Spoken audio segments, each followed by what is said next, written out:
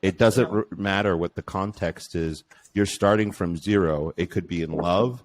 It could be in work. It could be in a passion or a pursuit. What matters is the hero's journey and that process, and why it might be appealing to some more people. At least this is what I'm hearing. It may not be true, but I can at least say that this is true for me. Like, I'm not interested in Superman. The Ubermensch, he's already perfect. What's interesting about someone who's already perfect? Not much for me personally. Exactly. I wanted to bring that point up because the example I wanted to give of a great work is One Punch Man. Because One Punch Man is Superman. One Punch Man is amazing. But why is... Because he's pathetic. Because he's pathetic.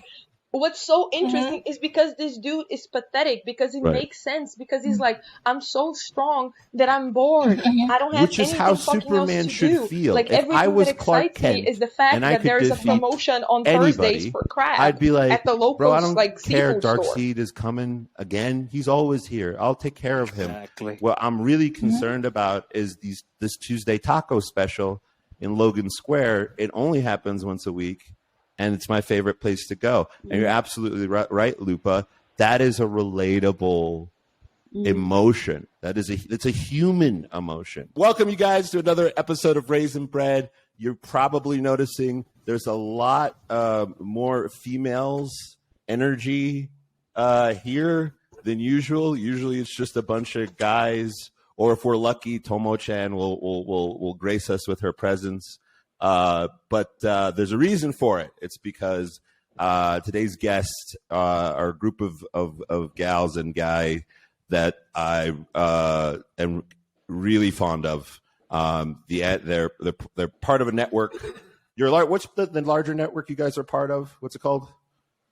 So it's called TWAL, TWAL, TWAL, and that's which stands for. Tomomi, Waki, Andika, Lupa. Okay. So you're not part of a formal Anime Girl podcast, like, collective or anything like that. No, we are TWAL, and with TWAL, inside of TWAL, we have both Anime Girl and we have CMC, Creator Meets Creator. So everything is inside of TWAL. Interesting. Okay. So it's Creator Meets Creator. And it's TWAL. And you can explain to me what those things are first, but if we could go around and just people tell whom they are, we'll start with you, Lupa, if that's okay. Yes. So, my name is Lupa Batista Gomes Sitabi. I am 23 years old. I am from Brazil, and I am the youngest member of TWAL, of Anime Girl. Do I need to say anything? No, I think you nailed it. If anyone had any questions about you being Brazilian, your saying your name, I think, was enough to douse any doubts. Go on, Waki. Long ass name. Waki-san is alive. Waki? Her mic is. Oh yeah. Are you're live? I think your mic. How's her mic going? How's the mic going? I worry. Be close to the mic, Waki. That's what I'm being yelled at right now. Can you hear me? Yes. Now? Okay. So, self-introduction. Yeah? Hi. Yes. Okay. じゃあ言うね。私は脇です。名前は鳥居脇です。日本の神奈川県に住んでいます。で、ゲーム、ソーシャルゲームかな携帯の使うね、そのゲームのシナリオライターをやっています。で、会社の仕事もやっています。で、アニメガールとCMC で、とても楽しい時間を過ごしています。I really love the people that we are gathering around in the clubhouse, and Tomomi, Lupa, Rika-san, and now Oliver. Yeah, thanks. Appreciate it to invite me, having me here. So, thanks. Oh, love to have you, Waki-san. Every time you speak every time you speak Japanese, I just calm down. Like all the rage I feel is just we've told her this before. We've actually told her this before, that it's calming to listen to her speak. Everyone says that. Yeah. When Ne-san speaks, you just nirvana. You just So gracias. No, 本当に no, gracias, Waki-san. Tomo-chan, you're next. Oh, thank you. So, hi, I'm Tomomi. You can call me Momo. And, currently I work for, Japanese universities, colleges as a Japanese teacher and also, program coordinator, those exchange programs. And my biggest interest is, anime, manga, gaming. And sometimes I do cosplay stuff. That's me, I think. There you go. Awesome. And by the way, guys, she does really awesome cosplay stuff. She's usually pretty private about it, but if we get lucky, maybe she'll slip something for the boys. There you go. Oh Lord. Next one.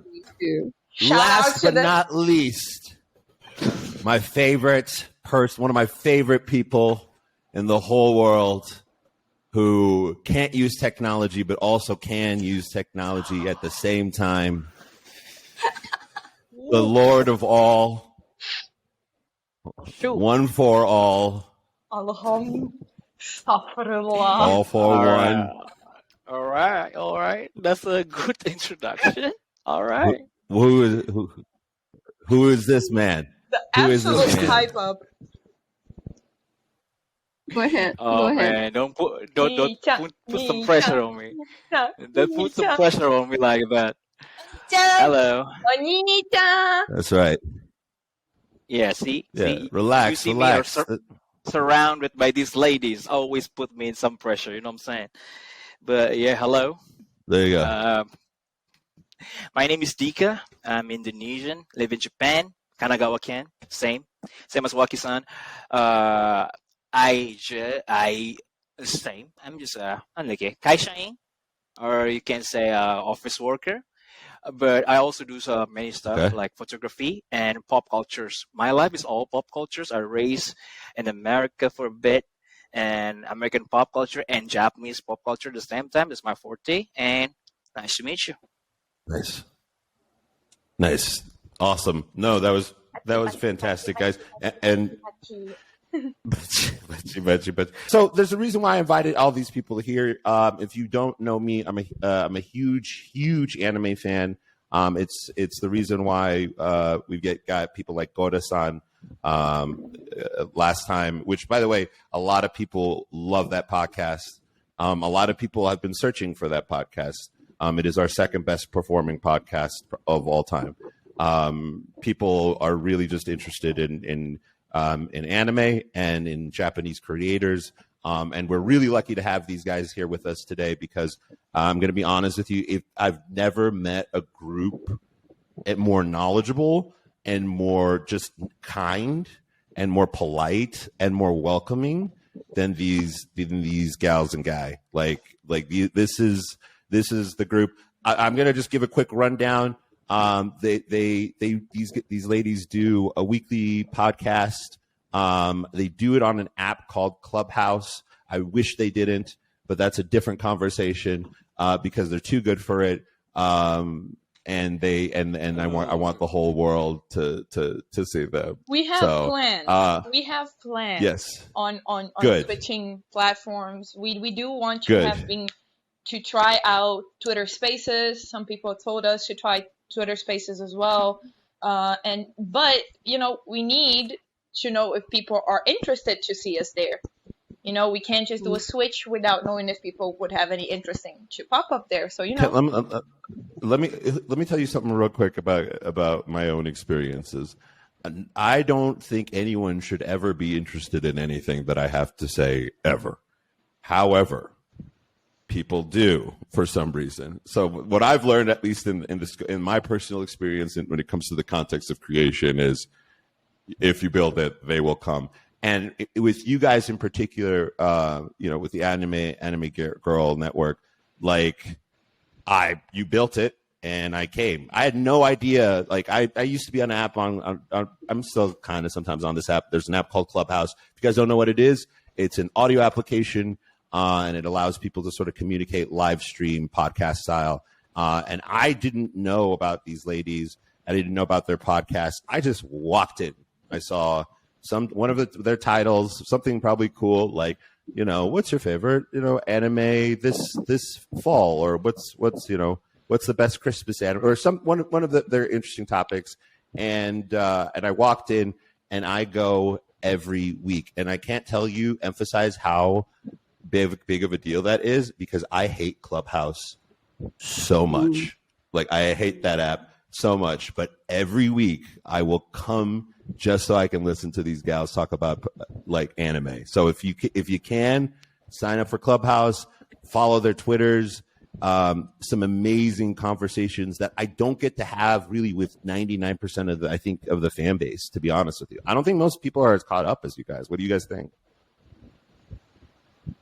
Well, man, I don't think we're that caught up.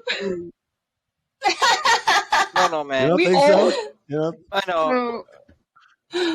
Hey, but Lupa, you must understand. Sometimes when you look back, let me finish. You need to understand that privilege, because I work with my friends. I have a lot of friends here in Japan that they are like from the industry. They are like doing the stuff, right? From studios, doing the anime for Netflix. And when I casually mention, yeah, man, I'm gonna hang out with the Soejima-san this Friday with my friends. It's like the other time when we go to Ikebukuro, right? And he always mentioned to me, Dika, you don't understand how much of a god he is. He is. Like, yeah, man. But that's what Oliver said. That's what Oliver said. So I mean, to perspective, we are leading because we tap into some peoples that not usually accessible by people from abroad. You don't know these guys at all usually, but we are like, hey man, let's go. Let's walk in on taking cookies. You know what I'm saying? So to the degree we lead. In Japanese, I do realize that we're very privileged in we are just lucky, we encountered, like some miracle from the industry, right? Through the Clubhouse. Right. And that's kind of bringing to the new people to the crowd, right? So I want to hear what Lupa, if you want to finish what you were going to say real quick. And like, I understand it. And I do think we're super, super lucky. I think, first of all, the fact that we have Waki-san, we're extremely lucky for that. Let's start with that tiny little fact that this woman is the reason of our existence alongside Tomomi-san. And without these two, we ruined. But I meant more like that we're not updated, as in, like, most of us don't like new works as much. Oh man! And like when it comes to talking about new works, we mostly get or info from our fellow members, from like the rest of the people that come hang with us and stuff. We mostly like the older stuff, and even for me, the new stuff that I get into, I mostly read. I don't watch. So like, for example, this season, I'm only keeping up with like, I think, a single anime. Like, that's it, which is Buddy Daddies. That's everything I'm keeping up with this season. So that's what it's the homosexual subtext, okay? I can't ignore it. Just can't help it. It's the fucho. That's not why I watch it, but yep. Yo, here go. It's there. You asked her, right? But I gotta think say, because of you know me for almost 2 years. You should have understood. You should have But here's the thing. Here's the thing, though. Like, Lupa, you might say that, but like, how many people from I think the regular fandom do I get to talk to about Dan Dan Dan with. You are the only person I've ever met on in the spaces that we hang out in who actually has an idea of what I'm talking about. Right? When I mentioned that title, or that who knows what Shonen Jump titles are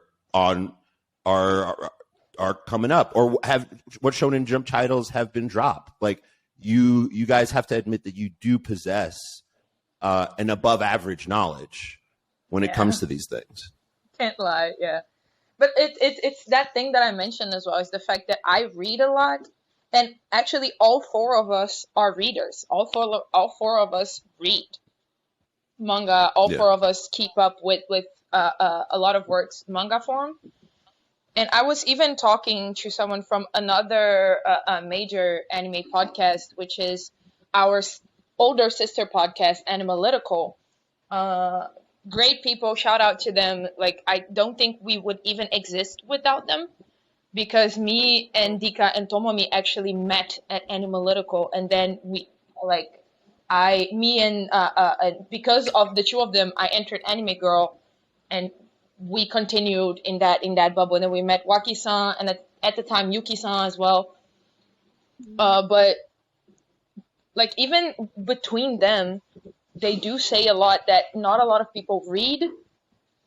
Like, it's the running joke that these don't read, and we do. So I think that's one of the reasons why we stay updated. But all of us are also very critical of the we watch, because we all of us are fan of classics, so we have very specific needs and very specific stuff that we look at that we're like, this doesn't scratch that good part of the brain that this old series did and stuff. So you classify that, because I think I'm the same way. Besides Lupa, I think you're like violently young. You're like devastatingly young. Like, what are you again? You can just say that you're jealous of my age, my dude. I'm 24. I'm not jealous of your age. Wait, I'm 23. I'm turning 20. I'm turning 20. Turning 24. When do you turn 24? October. Okay, so you're 23. So I'm 23. I'm from 99. I'm actually younger than Waki-san's youngest boy. That's adorable. Yeah. So you're 23. You still got the new car smell, but you're like, because like I was the same way when I was your age. But in all seriousness, when I was like 20, when I was 23, that was the same kind of way I felt, and I think that's what makes you guys interesting. So I used to be a DJ, right? I know. And send your tweets now. I used to be a DJ. Music's a big deal to me. Anime is a big deal to me. And I think when you really, really love a craft and you really, really love an art form, and I see this, by the way, a lot in Waki-san and in Andaka in particular, is like the way you sort of express your love is different. And one thing that I think all of you have in common is this like taste maker mindset. And what I mean by that is that if I want to know what's cool or what's coming down, like if I want to watch a new anime, I go to Waki every time. Like I always go, I want to know what she's watching. And the same could be said of any of the rest of you, because we're all kind of, well, except for Andika, who watches nothing except for Bleach. Shots fired. Yeah, that's right. And he's right. Yes. And you should. Right. You should feel and he's right, because Bleach is the shit. Bleach is the shit. Bleach is. It is great. It is great. It's great. But animes have come out since 2005. Andika, I'm just letting you know. So just in case maybe you weren't aware. So this is something that I. Yo, Habibi, you take me like this, boy. Oh my lord, listen, Lord. Come on. Listen.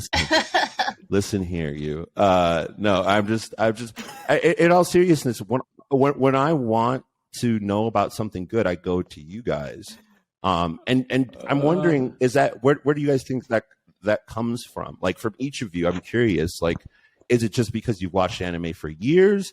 Is it because like there's an intrinsic understanding of what's good, what's not good? Where do you think that ability to determine what's sort of the next thing comes from? Just follow your instinct, right? What do you mean? Go on about that. I guess. Yeah, good. No, like, right? Do you understand me, right? Just follow your own instinct. It's what's good for you, what's not good for you. We know our taste. No? Yeah, I guess to put it more cool and deliberate, basically we are just watching too much. In the span of our life, basically, right? Lupa and me have the same background. We are really active in the pop culture scene in our own country. Lupa is in Indonesia, and I'm privileged enough to be able to touch in the animecon industry in Southeast Asia, Singapore, Thailand, Malaysia, and Indonesia, most particularly. And I work as a photographer back in the day. I just like need some money to pay some bills, you know what I'm saying, right? But turns out my baito or my side slinging is just to be able to tap in that anime industry. And by get in touch into anime industry in many years, like I done these side gigs for like 8 years or 10 years, basically, as when starting in Daigaku, and I finish it and I still doing it sometimes when I was still in the banking industry, because it's always in the weekend, right? So on the weekend, I just fly to Singapore casually to take a shot and get back in the Monday back to the bank. That's how I do it. But getting in touch with that real creative, like I basically why I know Soejima-san before because I found him. Who is Soejima-san? Who is Soejima-san? Explain to people.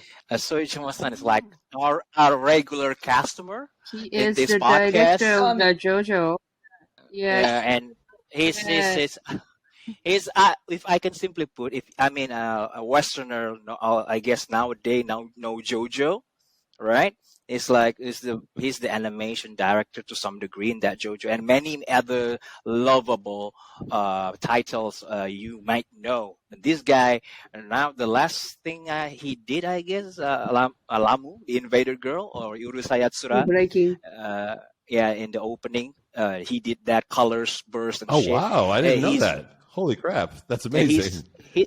He's the shit, man. He's the man, but he's always so humble. But I found this guy actually. We casually, Dika-san, you've seen in Singapore, right? Are you in Singapore? You're talking your story. It's like it's AFA. Yes, I'm in AFA. It's one of the brands Anime Festival Asia, if you know. So he's one of panelists at that time. He's so different right now. He's like a bikers, like handsome bikers with a ponytail. Back in the day, he's like super salaryman. That's like I not recognize him at all. Is this you? And yeah. It's like, so that's why I'm just like, oh yeah, sure, man. And we talk about that. And turns out, when I have this kind of experience, put a leeway to know which is good, which is bad, because I can see the consumer perspective on it, right? I can see the producer side of it. They want to produce this, and I can see the market response too, because I see like the fans coming in hot, right? Which one is like what fans love, and which brand is like have a long-term lifespan. Like at that time, if you know Love Life, Rabu Raibu, it's like it's been there like 2010, 2012, I forgot, and then it still expand until 2018. Crazy. So even now, it's not as big as before, but it's now for an IP to be able groveling and take financial value from fans is that long span and something. So to be able,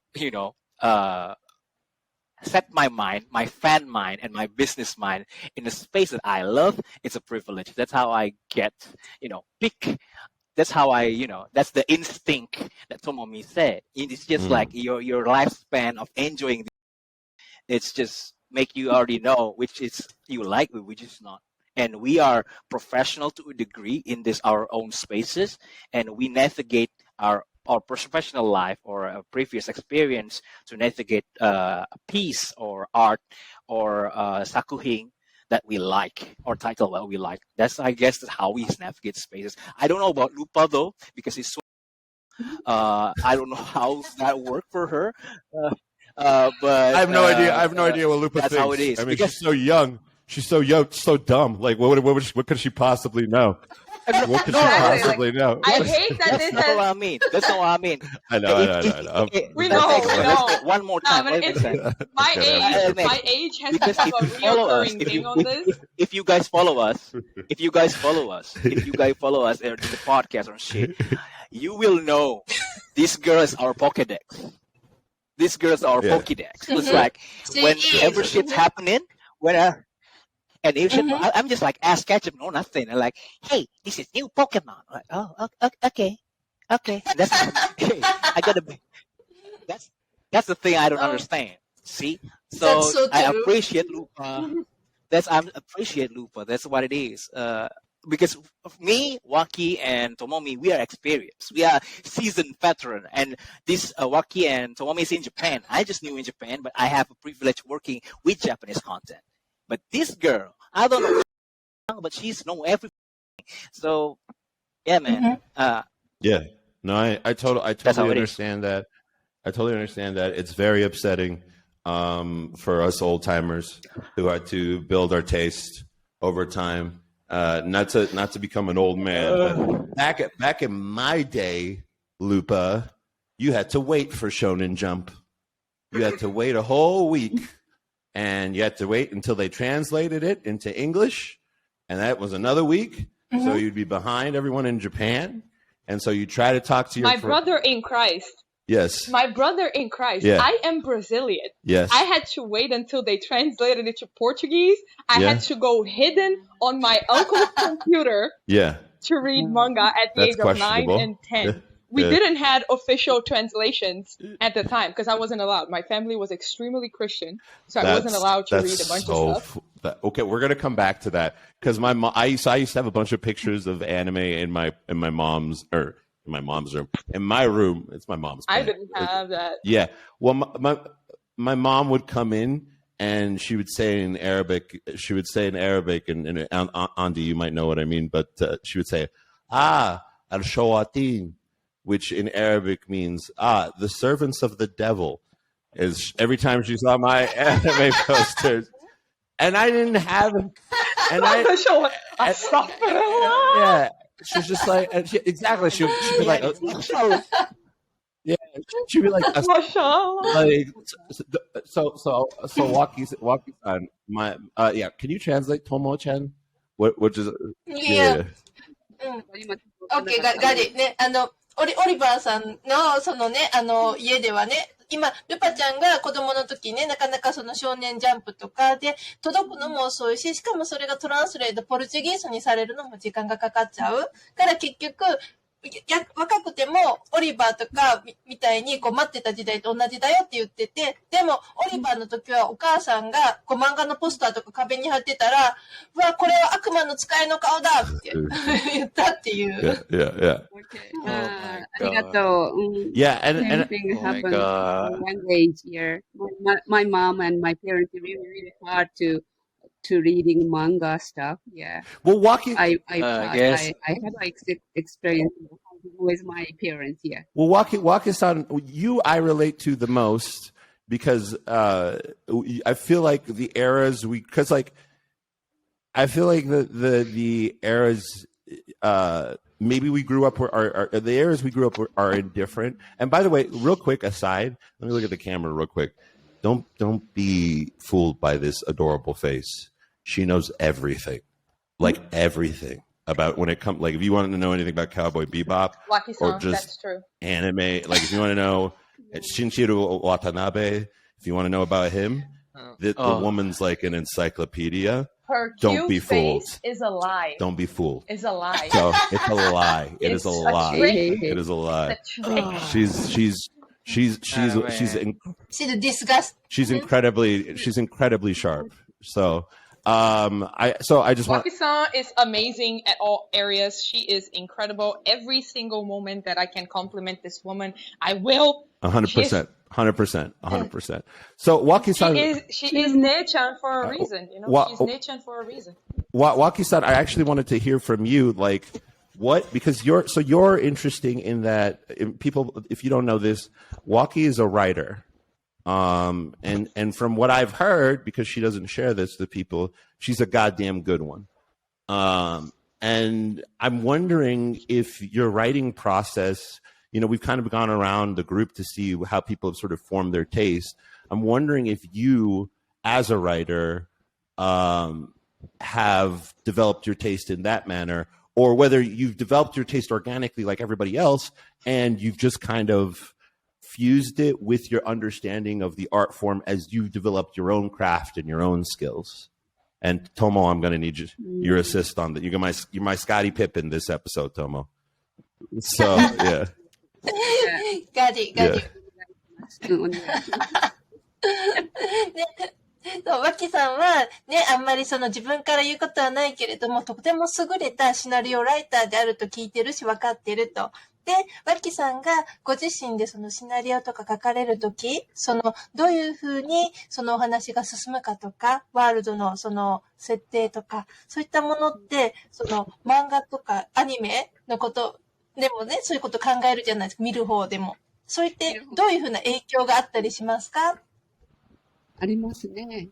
影響はあります。なんでかっていうと、私が、もう本当に小さい頃からって言っても中学生ぐらいかな、そのアニメ見出し、ずっと前から漫画を読んでるのね。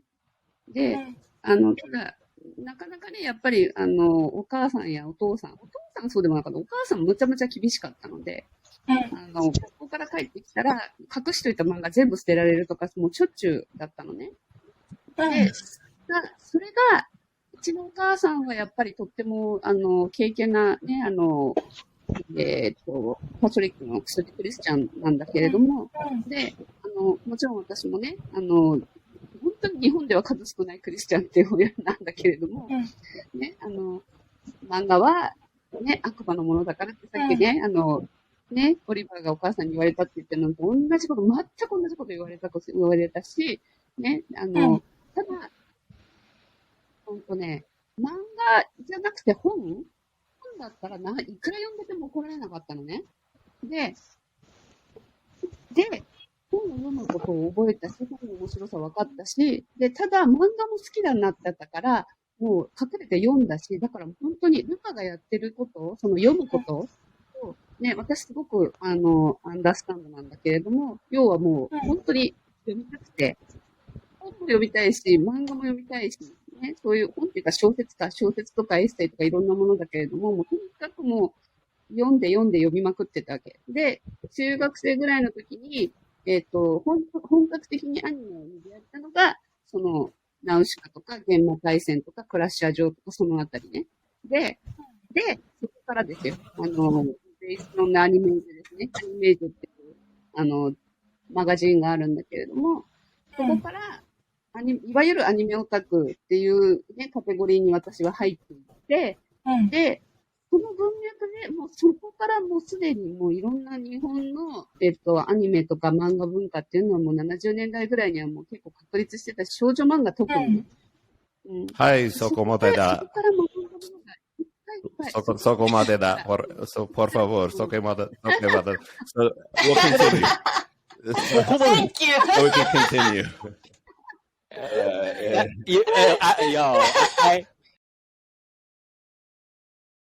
Yeah, so Waki-san said, of course, anime manga had a big impact, and especially, you said she is a scenario writer, and for her work, the manga stuff really influencing. And she said, her mom was really strict, the Christian, so same as like your mom. So as a kid, she had to hide to read manga, but she did. But her mom was, was really, encourage her to read books. That's also, kind of educate her a lot. And when she went into the middle school, where she started her otaku life, started watching Hayao Miyazaki's Ballet of Nausicaa stuff, and buying anime-related magazines. That's really, start of her otaku life. That's what she said so far. I really love that, because maybe that's why I think I connect with you so much, Waki, is because that's exactly how my life was. My parents were very concerned about school. I'm a first generation immigrant. So the only thing that matters is grades, like nothing else. Grades and rankings. That's all that matters to my parents. And so they let the anime stuff happen as long as the rankings were good.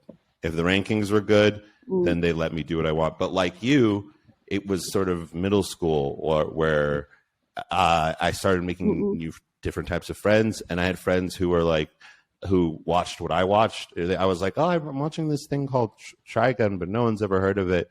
And then you hear one person pop up and going, Trigun? You watch Trigun, right? And that's how you become friends. And that's how I went to my first anime convention. I think I was 12 years old, because my friend's big brother took us.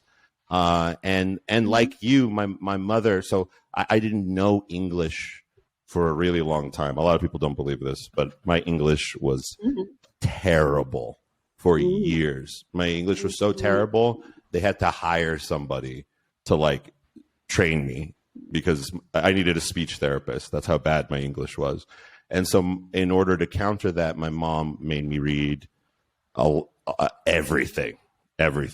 Like I read constantly. So yeah, your story is really relatable. It's very relatable. Oh.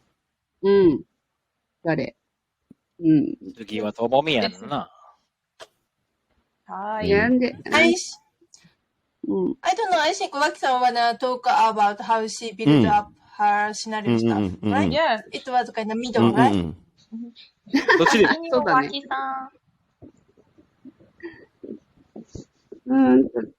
じゃあ、ベリーショート、で、アニメが、大丈夫よ。ね、アニメがどういうふうに脇さんの今の仕事にね、関わってきたとか。それでやっぱりいろんなね、本とか漫画家さんのその表現とかアニメの表現とかから、やっぱりいろんな、影響を受けてる、その書くものに対して。だけど私がそのシナリオライターの仕事を始めたのって、子供を育てるのがちょっと一段落してからなのね。それまでは自分のそのクリエイターサイドには関わってなかったの、何にも。で、じゃあ一回ここまでにしようか。一回ここまでにしようか。Okay, so she said she learned, how to express how to make storyline stuff from books and comics she read. And she started working as a scenario writer when her child kind of grew up.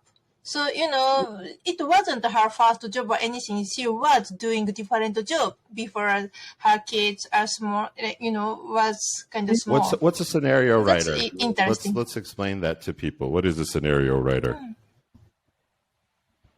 The script writer of the social game. I mean, the social game is meant game of the game apps on the 携帯。なんつったらいいのiPhone とか。Mobile game. Yeah, mobile game using the mobile phone. Yeah, it's now, yeah, game industry's trend is moving to the social game. And it's really easy to, to play it. And there's some... Yeah. Oh, okay. That's okay. So Waki-san kind of explaining, what actually she is doing as a scenario writer. She said, she is working for the game, especially for the mobile game stuff. And the game has those loot box system. And there are so many loot box system in the game. So each loot box happens, someone has to think the story behind of it, right? So Waki-san's job there is thinking of those small stories for each loot box system. Okay? And there are like so much competition between the writers. So even she, let's say if she writes one story for one loot box chance stuff, there are selection system and sometimes her stuff is not selected. That's what happened in the, life of scenario writer for the social game stuff here. But she said all the things she learned through anime, manga reading, that's really, she is using the knowledge and skills for her work right now. And still she is doing other work as a drama writer, audio drama writer, she said. So, she is really using her knowledge of manga, anime into her kind of dream job. What do you right not now. do, Waki? Drama script writer. Yeah. 他に何もできないことないんじゃないのって。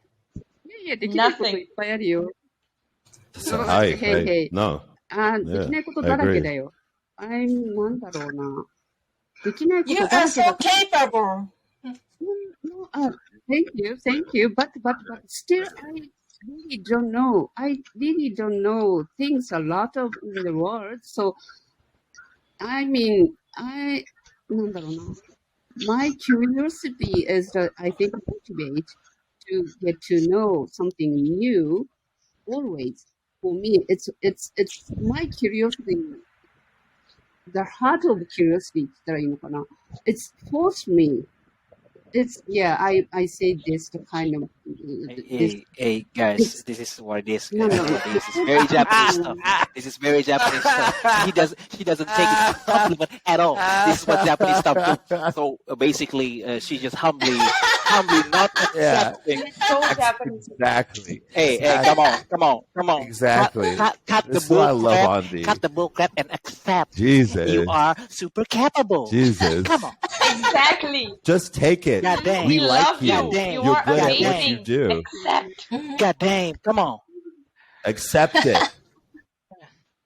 It's just like we like you. She's Yeah. always Don't she test my does this patience. all the So- time. so- by the way. Don't test my Go. patience. Don't test my Go. patience on Go. this. No, I already suffered. I was like, oh my god. We love you. I don't know. Yes. It's just Yes. one thing she Yes. said, I think one thing is really Yes. important. No, Yeah. she said, curiosity drives her. Yes. That's what she said. That's Arigato. Yeah. No, I hadn't. that's agreeable. That's no- agreeable. I agree on どうぞ、 that. どうぞ、 So, どうぞ、ください。 Okay, just But- one thing. Just one thing I have to add. Yeah, just one thing I have to add. Yeah,で、私の年ぐらいのオタクの人たちって、もう新しい作品を見なくなっちゃってるのよ。だけど、私は昔のね、ビッグタイトルも好きだけれども、今作られてる作品もすごく見たいし、技術がものすごくね、アップデートしてるものにワクワクしてるから、だから私は今のアニメの話もルパちゃんやね、みんなとしたいけれども、でももちろんオールドスクールのリカさんとも昔のアニメの話をしたい。そういう感じ。今、私は本当そういう感じ。以上です。ごめん、ありがとう。 That's the main Yeah. difference. That's the main difference Yeah. that me and Waki-san. She would say, I always updating because Yeah. I always curious about new stuff. Tama. I'm sorry, boys and girls. This Indonesian doesn't update much. Like previously say, I only watched Bleach this season. But thank God I add one. I add one more, the new Gundam. The new Gundam is interesting. And I don't know why in the West it's super low key, but yeah, man, if you watch anime and love Gundam, you get to check out the Witch from Mercury stuff. Look, Annika, as a group, I think I'm speaking for the group here. We're proud of you. Don't we disrespect support you me. I through want this something new transition that you're going through of watching an anime. Yeah, look at that. Applause. That's how much we support you. Wonderful. Wonderful.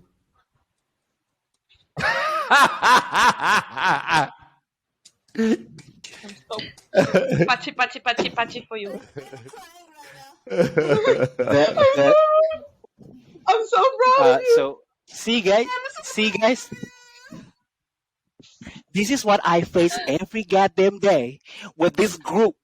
Everybody updating some stuff. Yep. I just love anime, all right? Absolutely. And this, absolutely. With addition of Oliver, it's going to keep happening every day, every day. But I love them so much. Sir Arthur Conan Doyle, the writer of Sherlock Holmes, steal your mind, Holmes, because it's a coming. But I wanted to go into something really interesting that I mean, you guys have kind of gone into very, very different paths, but you talked about anime sort of in your personal lives. I would be curious to think what you guys think. We've gone from tastemakers to what it sort of does in your own life. What do you think of? Because you guys don't just watch anime, you don't just consume anime. As Andika mentioned at the sort of top of the podcast, in many of you, actually, I think all of you, I think Lupa even included, are involved in the industry in some respect, right? And so it's not that you guys just only possess a knowledge of what's good or what you guys have good taste or what have you. What do you guys think? I want to get a sense of what your guys' pulse is, or what finger you might have on the pulses of sort of the industry. Like what's going on with anime right now? Like what do you think that are the key factors, especially today, that are contributing to the success of the anime series that we're seeing right now? So, for example, Lupa-san, or Lupa, Loop-de-Loop, as I like to call her, mentioned, a lot of us here are kind of grizzled, and we don't necessarily like what comes out every day. So how do you determine, or how do you determine that something is successful, or what are some key factors you think contribute to the success today to an anime series from both not just a creative standpoint, but a business perspective? And then I'd like to hear also your current, like what each of you sort of thinks of the current overall state of the anime industry is, and what the health is right now. So, thank you. But I'm not, working in the anime industry or any related. I'm just a fan, and I just happen to be in the anime girl circle as a translator, kinda, because I love to connect, anime fans to fans and also fans and creators. Lupa, I got this one. Really, I got this one. That's I my got this pleasure one. to do. Hey, Tomo, that is a lie. Who that helped is a me lie. translate You my are a cosplayer? cosplayer. Okay. Who's going to be translating my Soejima-san interview episode?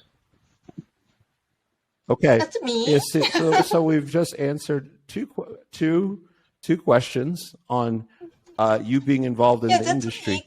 I hate to break it to you, dear. Mm-hmm. You're in the industry. So I still want to hear your thoughts and your opinions on the questions that I asked.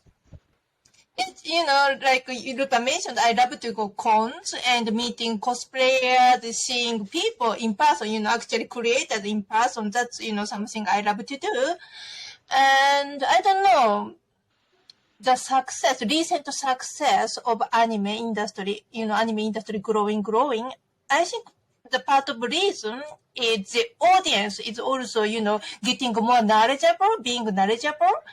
Audience is growing and the industry is growing. That's the reason. Many people are now, seeing anime as a culture, right? Not just, the cartoonish stuff. Also, people are really actually getting history and the, other aspect, those stuff. And also the industry, they are try to expand their business. So going on the streaming or those digital comic stuff. So, everything growing. That's the, one big reason anime is really that's a great successful assessment. right now. What do you and about you, Lupi? Healthy, much healthier environment right now. No?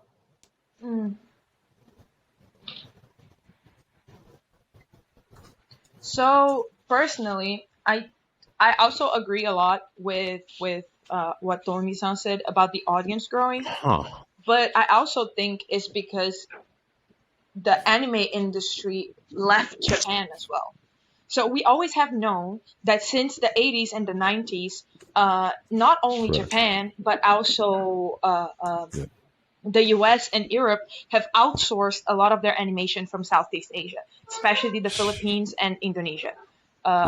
We have great studios there of people being paid even less than the Japanese animators, making a lot of these stuff work. Same happened with a lot of Chinese and a lot of Korean animators. But what happened was that these industry, like the anime industry, it forwarded a motion of, hey, we also have great writers. We also have great storytelling. We also have great stories that we want to tell in our countries. So, and we know how to do it because we've been doing it for you for years. We've been making your movies, we've been making your CGI for years. So why can't we do it? So, you have had in all of Asia a recent boom of animation. Correct. If you look at it now, actually, Korean webtoons, some of them are getting more views than actual Japanese works, because they're a lot more accessible.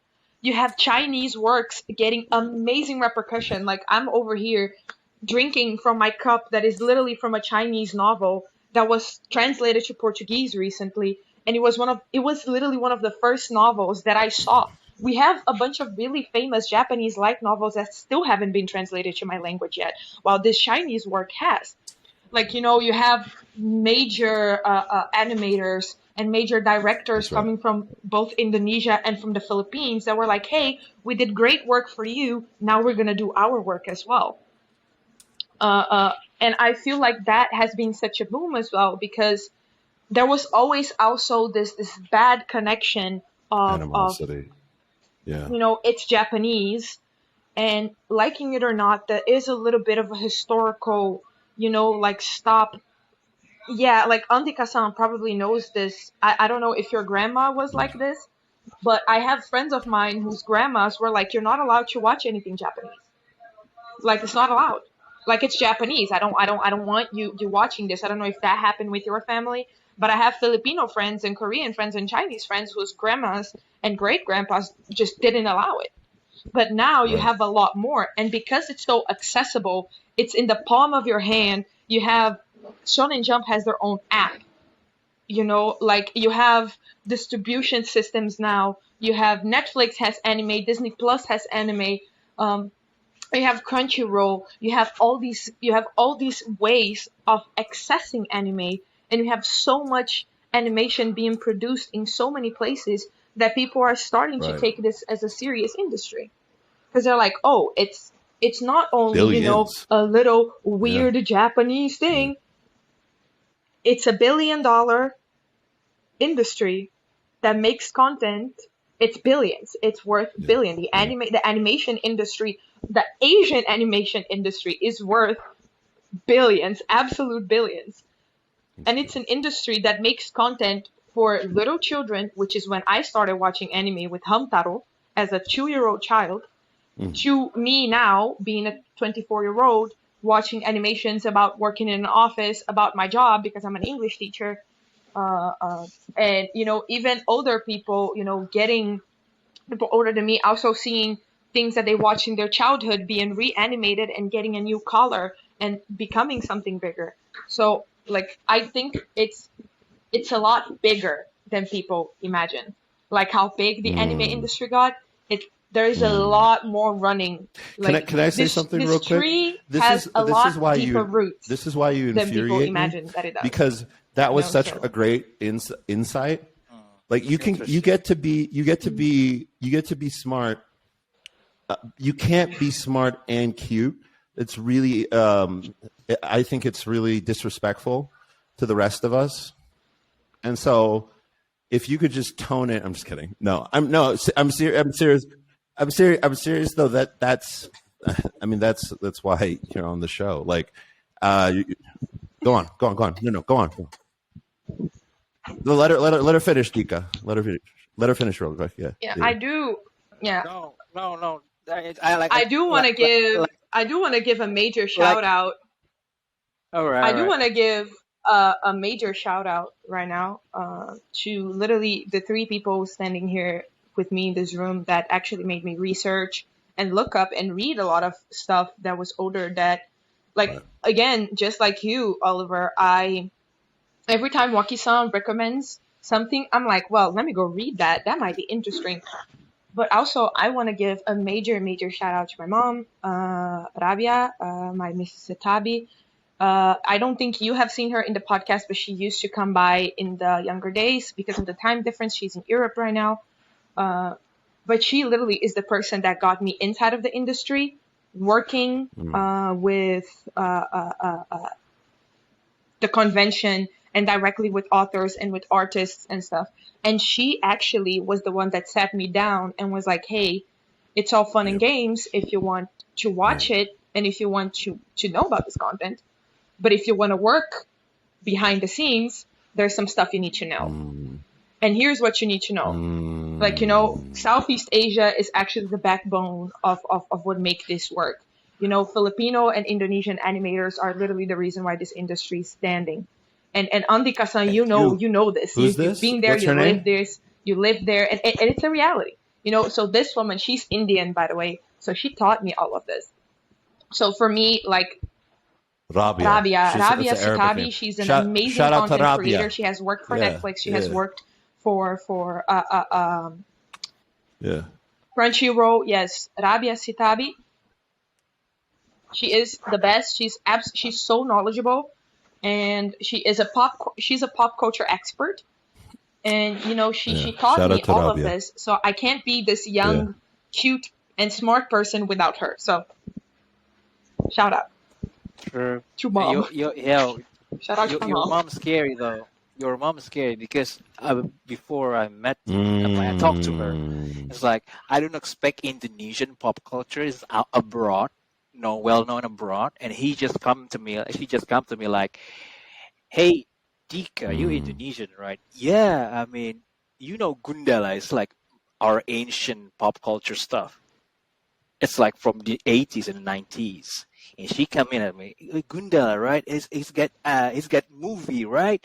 How's Mas Joko going? Joko Anwar is like one of the top directors in Indonesia, and he's working in pop culture a lot. Who she's friends with. And and then it's like, how's Mas Joko going? Like, I mean, as Indonesian, I usually in the American space, nobody knows Indonesian stuff. But her mom's just pulling up and like, hey, casually mentioned one of the long-standing work in Indonesian pop culture that usually people doesn't know, and know the current director and hold that IP. So I have a question for you guys because into the new era, and it's just like, go on. Well, man, she's legit. And that's how it is. And by listening, by listening by Lupa, like spitting some facts. Now you know why. No, I mean, she's our Pokédex. I mean, for 2023, that is very data impressive. I think to have possess this deep an understanding of the industry, which is why I hang out with you guys, right? Because it's not a surface level. I think what's wonderful about your guys' rooms and about your guys' spaces, especially if you guys decide to do Twitter spaces, is that it is a room that is both for people like me and just your casual. Like a casual can walk in and still feel really, really welcome. But if you want that sort of deeper knowledge, all you have to do is ask any of you a question and you'll get that. And so I think that's where you guys provide real sort of value in terms of to anime, in terms of anime fans. In terms of content creators, it's a totally different thing that you guys provide, which I think is really interesting. Have you what do you guys? How much of that is on purpose? Well, actually, could you go into it? Could you tell me what specifically how you guys specifically interact with creators? It's Waki-san. Yeah. They come to me, they come to us, right? We didn't, directly ask them to join. Usually, they just drop by, right? Like all famous people created just drop by our clubhouse room, and we made a connection and trust, and things are happening, keep happening, right? So not even. Let me elaborate easily, dummy 101, how this happens. Basically, it starts from, of course, Waki-san, right? And then Tomomi there also, and Lupa's there also. It starts from... And if you don't know, stop what you're doing right now. Stop watching this. All right, Cowboy Bebop is legendary in the States or Europe or Western country. But in Japan, it's really, really... nobody knows kind of situation. If you talk Cowboy Bebop, if you're up in the Western space, it's like everybody knows about this shit. Oh man, I love this shit. Oh shoot, right? But in Japan, it's really hard to get. No, I don't know Cowboy Bebop, and this is the only Japanese that speak in Cowboy Bebop. Like, oh, she knew.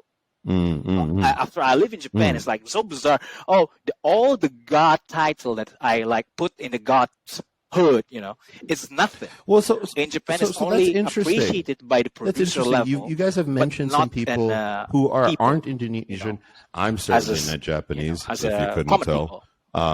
You've mentioned all types of people from different places, and I'm wondering, Lupa, you mentioned your friend Rabia. What are these common motifs that are bringing all of us sort of around the world together? I think it's really interesting that all of us come from very different backgrounds and very different upbringings, and yet we are still drawn to the storytelling. And I'm curious, especially from the professional storytellers, but I do want to hear from all of you. What do you think that is? Why do you think that is? Why do you think a kid in Sao Paulo is reading haiku? Why is he excited for One Piece? Why is it here in Colombia, I can go downstairs and there's chicks everywhere with a noblesse oblige t-shirts or name or what's that one? Solo leveling shirts. What is that? I think it's easy, Oliver. It's easier for us because it's all about what I see constantly in Japanese storytelling is Seicho Monogatari, or the theme of growing out from zero. And we just love to see the character evolving by each chapters and each going on. And you just want to, oh, come on, boy. You know what I'm saying? Right? That kind of stuff. And I grew up with the Batman or comic books also. It's very different than Western counterpart. It's actually, you get splats by something, and then you start the superheroes. And they're like, hey man, I got something, I'm going to kick some ass. That's how you do, right? It's like, that's the plan. But in Japan, that's from us that always consume Western storytelling, it's so different because it's like he's nobody. Is of course he's nobody, but he's gambatteru was like I'm gonna do some stuff, and then he beat up, but he stand back up again. No? You think it's true and ever? That's how it is. Talk to me about that. Tell me about us that. To see. So it's not really. Not really. I think personally that great storytelling is international. Great storytelling is intercultural. Right. And what Oni-chan mentioned, it's in English it's called the hero's journey. It's something that we have seen for ages, and that got mainly popularized because of my absolute king J.R.R. Tolkien. He was the one that made it that mainstream, that hero's journey. But it's something that we have been seeing in multiple cultures. But it doesn't only need to be about that. What I find very interesting in Asian storytelling is the intricacies that it has. Because a story, it's not only one genre.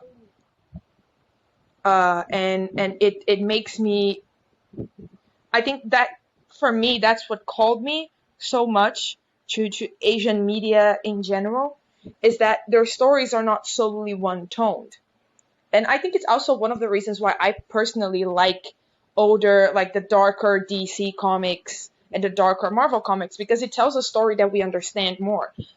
Yes, okay, it's a shonen, but there's not only, action. There's sad moments, there's comedy moments. Even in shoujos that I read, there was stuff like that. There was random comedic breaks, there were very depressive parts. There were parts not only about the love part, but, about these characters' life and about them growing as a person and learning how to love. Because that's what I saw shoujo as. It's a story of learning how to love, learning what romance is. So I think that's what's so intricate specifically about Asian storytelling that was not as big in the West, but has always been really big in Asia, is that a story is not only a singular line. It's multiple lines meeting. So what make, I'm hearing is exactly like a fusion to make sort of that something. Andy's so point, I see it a lot point, Lupa, which as is that. It doesn't matter what the context is. You're starting from zero. It could be in love. It could be in work. It could be in a passion or a pursuit. What matters is the hero's journey and that process, and why it might be appealing to some more people. At least this is what I'm hearing. It may not be true, but I can at least say that this is true for me. Like, I'm not interested in Superman. The Ubermensch, he's already perfect. What's interesting about someone who's already perfect? Not much for me personally. Exactly. I wanted to bring that point up because the example I wanted to give of a great work is One Punch Man. Because One Punch Man is Superman. One Punch Man is amazing. But why is... Because he's pathetic. Because he's pathetic. What's so interesting is because this dude is pathetic, because it makes sense, because he's like, I'm so strong that I'm bored. I don't have Which is anything how fucking Superman else to should do. feel. Like, if everything I was that Clark excites Kent me is the fact that there is a promotion on Thursdays for crab. I'd be like, at the local, bro, I don't care. seafood store. Darkseid is coming again. He's always here. I'll take care of him. Exactly. What I'm really concerned about is this Tuesday taco special in Logan Square. It only happens once a week. And it's my favorite place to go. And you're absolutely right, Lupa. That is a relatable emotion. It's a human emotion. Clark is not human. Go on, Andy. Were you going to say something? Yes. Exactly. Yeah. No. Is it what you said? Right. You just said human emotion. Because that's what, in the end of the day, how can we relate to the character, right? It's how relatable we are into the. It's easier to dive into the story if we can relate to certain characters, right? Yeah. And Yeah. Go on. We can find someone, we can say, oh, that's me for real, kind of, right? Yeah, to a degree, yes.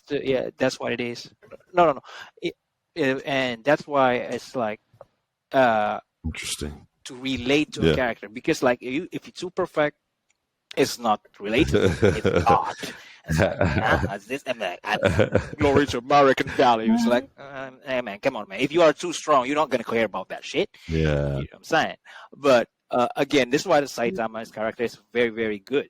Right? It's like, not only am I too strong. I'm so strong that like say, I am I'm lonely, to be able to and I'm relate alienated, to this emotion, and I'm bored. It's not just I'm bored. It's I don't have anyone to connect with. because I'm just on such a level that it's just like, and I don't live on a godly existence. I still live with humans. So because I'm human, I still need to connect with others. That's not a story you see it fleshed out. Sometimes you see it in Superman, but not really. So I think also the fact that American comics are always the same characters, but different versions of them written by different people. And sometimes these people are making amazing works, but they're not allowed to fully flesh out characters because suddenly their run is cut short. I want to give a big example of one of my favorite works, which was the work of I think it was a Marvel piece of comic that it was the Hulkling that he gets married to.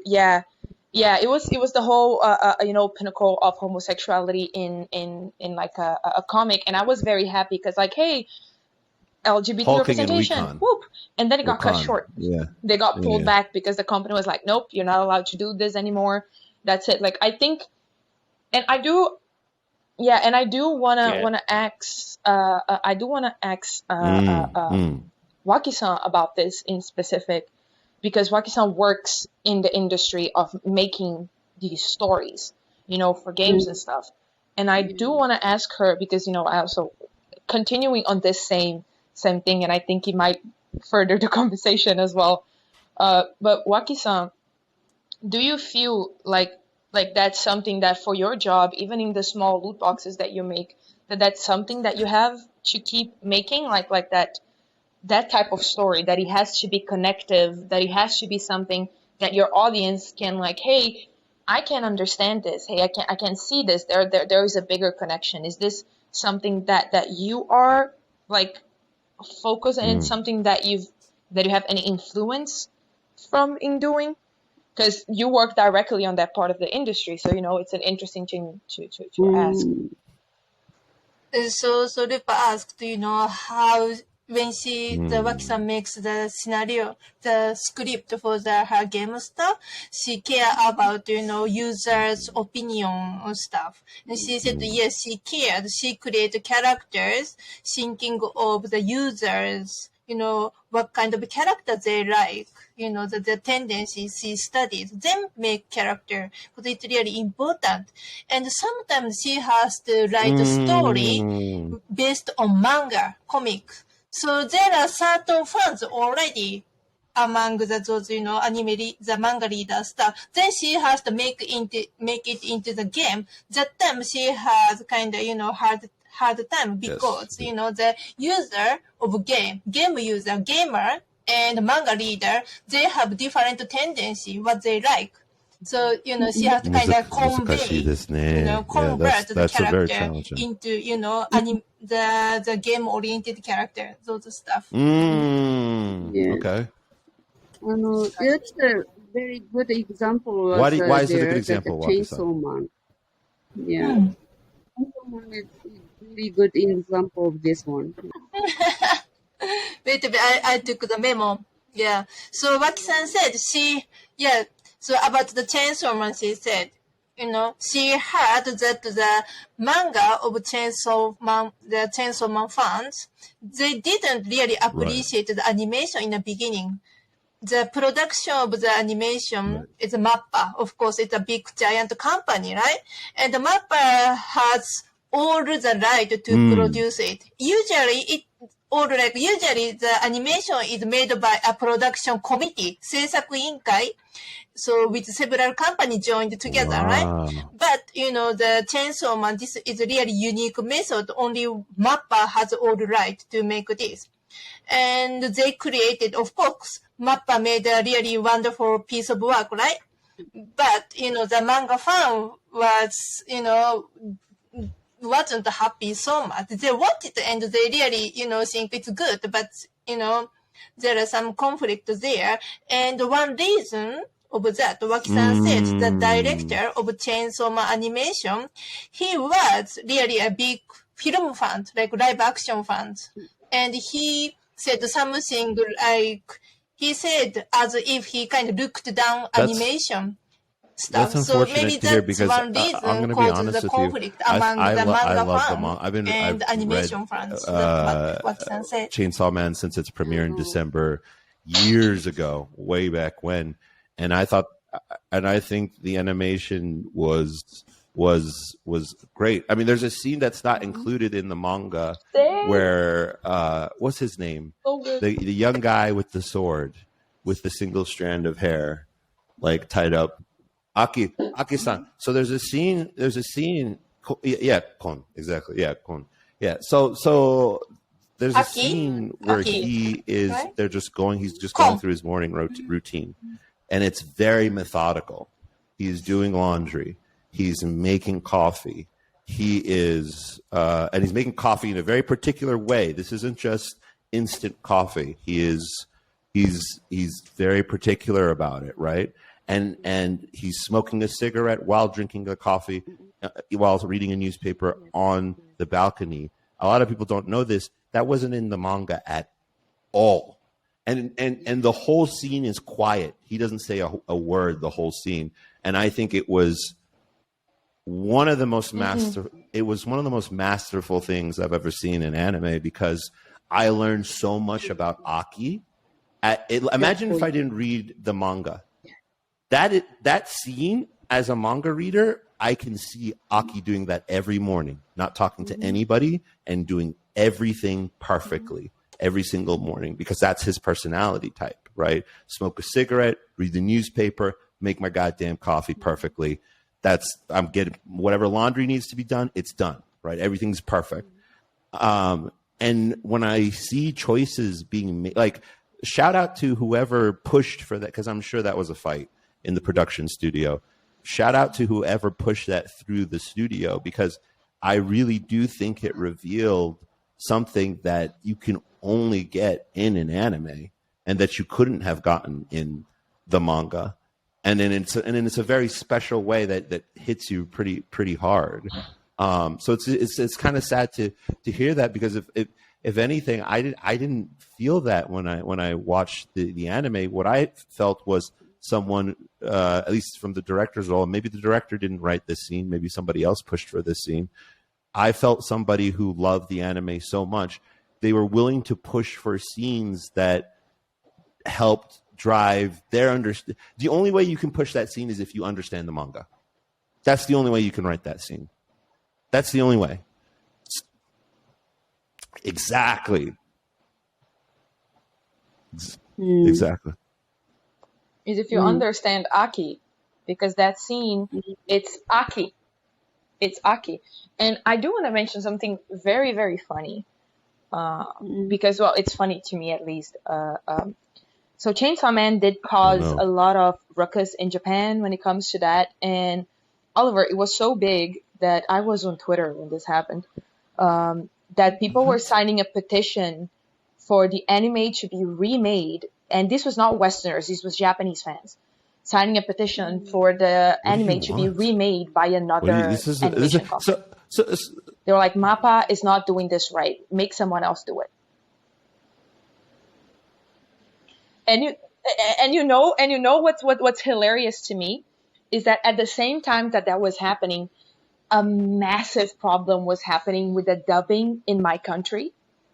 And I know because 3 days after that happened, I met one of the major dubbing actors for this project in the convention that I was helping organize. I was actually the head of the committee not the committee, but I was put in charge of him during this thing. And it was massive because like Waki-san said, like the manga was incredibly popular, and Chainsaw Man was one of the first manga that was really popular in the West, even before it was animated. But what happened here in Brazil was that the first translations of Chainsaw Man of the manga were done by a joking scans group. So we call them scanlations, by the way, for Tomomi-san and Waki-san. You guys probably don't know, but it's a mix between scan and translate. So scanlations, you scan a manga, you clean it properly, you do all the work, and then someone translates it. I did this from the age of 14 to the age of 20. I helped in doing this. It's illegal work. But it's what keeps us Western fans going while we get no official translations. Yeah. The first translation of Chainsaw Man was done by a group that was awful. They put multiple, and they didn't tell people that this was a joke translation. So there were multiple racist, sexist, and homophobic jokes thrown throughout the whole manga. And until like, I think 20 or 25 chapters in, when another group was like, this is not right. And they started translating, that things got set right. But some very specific lines from that joke translation turned into really big internet memes here in Brazil.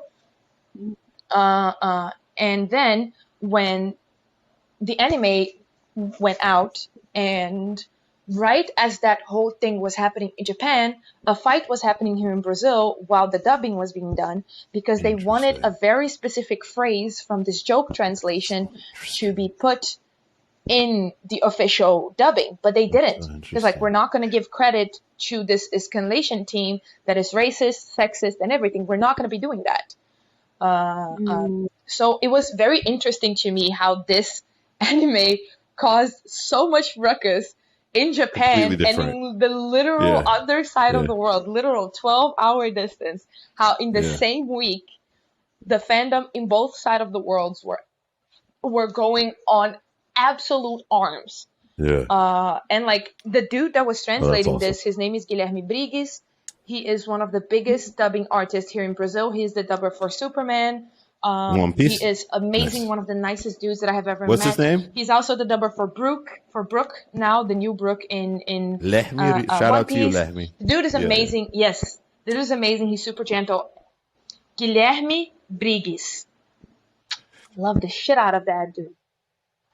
Guilherme is amazing. It's Guilherme, you know, like Guilherme Briggs. But Guilherme is amazing, and he got bullied the hell out of in the internet because of the dubbing of this anime. Meanwhile, the director of Chainsaw Man was receiving awful levels of bullying as well. And I'm like, what is going on with this fandom? But yeah, it was wild to be on both sides of it. Yeah.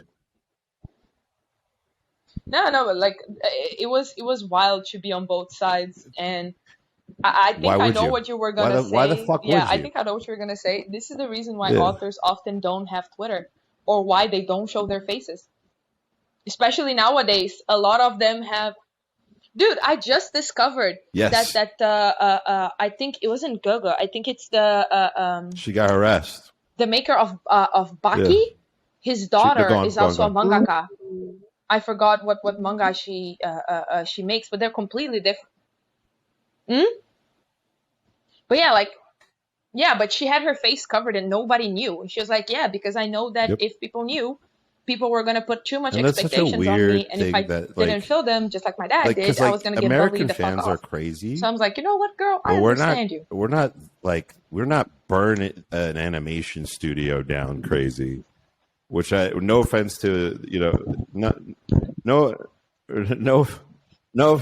offense to the Japanese listeners. Ah, yes, Kyoto. We're still crazy. We'll shoot up elementary schools. That's what we do. But we're not burned down the thing that we love, right? Like that's the thing we don't do. No disrespect. It's so it's just so. But I'm serious. Like and I think it's important to mention, like, because I think it's important for fans to remember, like, these are people. One of my favorite authors is a woman who writes a shonen called The Gray Men, and people harass her for not getting her stuff out. She's sick, deeply, like not like I'm not feeling good. Like pretty sure she has a terminal illness. So like. Go easy on these people. They're human beings. Oda-san had to be forced by Shonen, and this is Shonen Jump, by the way, the Slave Factory. Shonen Jump forced him to take the weird 3-week, 1-week pattern that he has off now, because he'd have died. He couldn't have functioned. So I get really sort of upset and sort of passionate about these things because it's like, unless you've made something in your life, you really don't get it. You really don't get it, and you really are lacking respect for just how much it takes to create. I mean, forget One Piece, forget Chainsaw Man. Just a small thing that's on your own. How much work that takes. It's a lot of work, and I hope people, when they hear this, they realize that there is a degree of respect that you just have to have. This is I kind of want to pivot because I don't want to get too Basil preachy angry. I want to know, now that we've sort of discussed these things, is how do you, with all these things we've discussed, how do you think the anime industry can continue to sort of innovate and push boundaries, especially in terms of the storytelling we've just discussed, the artistic styles and artistic decisions we've discussed, and still while also meeting these new demands of a global audience that we've mentioned before, from the strange dubbing in Portuguese to the dissatisfaction Japanese fans might have with a particular studio? It's a complex question, but I'd love to hear everybody's thoughts on it. I think it's interesting. I always respect you to be able to pop up this question, like intriguing to answer. But yeah, I guess maybe I'm gonna go first on this. I love this so much. So basically, Japan need to realize they are not. Okay, okay. Andika, sorry. So Waki-san wanna, me to translate a little bit here. Thank you. Okay, go ahead, Dika-san. Thank you. Thank you for be patient. Thank you. All right. Okay, I lost on my thought. Okay, let me take a pause and reload. The ADHD. You're fine. You're fine. Take your time. Take your time. Man, if you cut me off like that, I'm just take your time. Wait a minute. I'm this old man. From problem. Forget about old man problem. Hey man. Alhamdulillah. Okay, I get it. So let me repeat the question. Right? Repeat the question. Okay, what do you think the anime industry can do to continue to innovate and push boundaries in terms of all the things we've discussed, from storytelling to artistic style, right? Like from the strange sort of issues that Portuguese dubbers and fans are having, which are completely different from what issues Japanese fans are having with MAPPA Studios. So how do you continue to push the boundaries? How do you continue to create new things? How do you continue to innovate storytelling while also meeting demands of this new global, and it is global, audience that we've been discussing throughout this conversation? Okay, that's basically, well, first you need to understand now almost all studios in Japan is overcapacity on producing content. Like, because Netflix demands any demands so big, they don't sleep, boys. They don't sleep. My friends only have 1 day off. Like they working from 9 to 11 or 9 to 2 o'clock, and they take their work home. So basically, if you're producing, they're producing a lot. But the thing is to change is like you say, the global audience problem, right? And rival, because like Lupa said, hey, these games are already absorbed by any other country, and they absorb it, and they gonna do it by themselves because they any other country have their interesting story to tell too.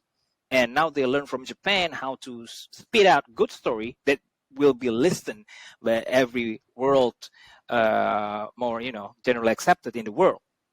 So that's the game that Japan need to understand. But this is also, interestingly enough, need to be understood by the Japanese audience also, that not used to be, Japanese audience always, because Japanese industry target only Japanese audience originally.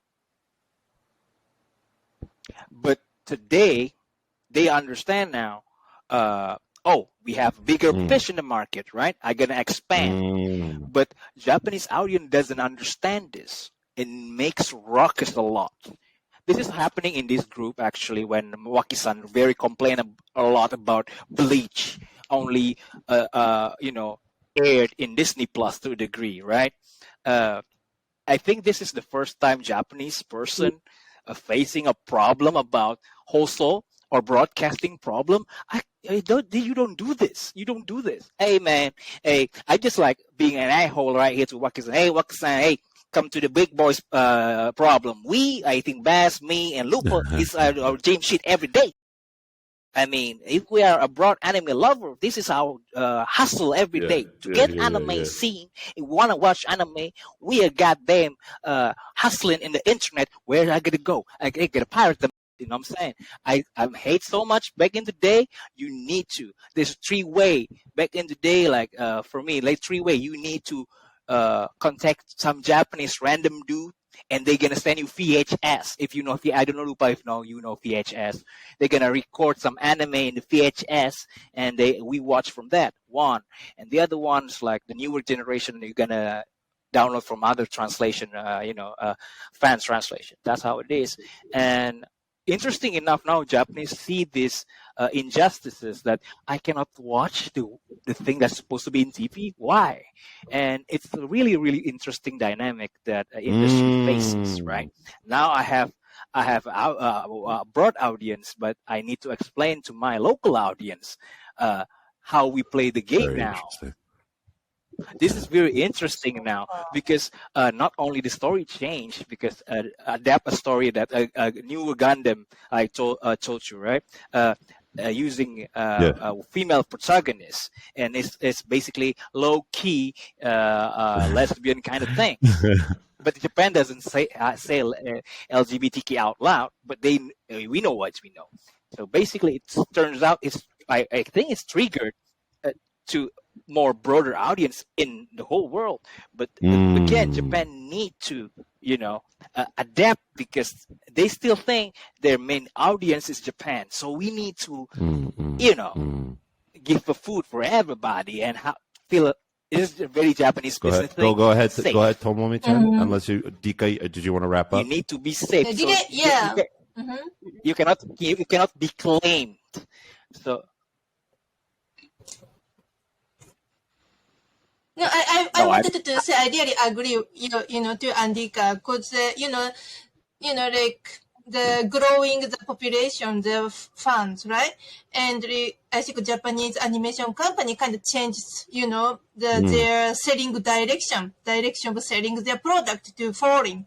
Before, like they are only concentrating Japanese market, but now their eyes on foreign, right? But the actual people making their animation, they are mostly Japanese, right? So the key to solve this, they can hire or add more foreign creators, right? People from overseas to their actual site of production. That will solve a lot of problem here, I think. Not really, though. I sorry to disagree about that, because I'm in the middle of that, right? So this is funny thing about that. Yes, it's true. Like Lupa said, Tomomi said, lots of Japanese recruits abroad, animators, lots abroad creative, but it's still under supervisory of Japanese director. One, and the second stuff, you need to have translation when you have a meeting and direct what should the animation way you want to do, and this is very hard, because sometimes I see like a bad translation make them redo all animation sets. Because really?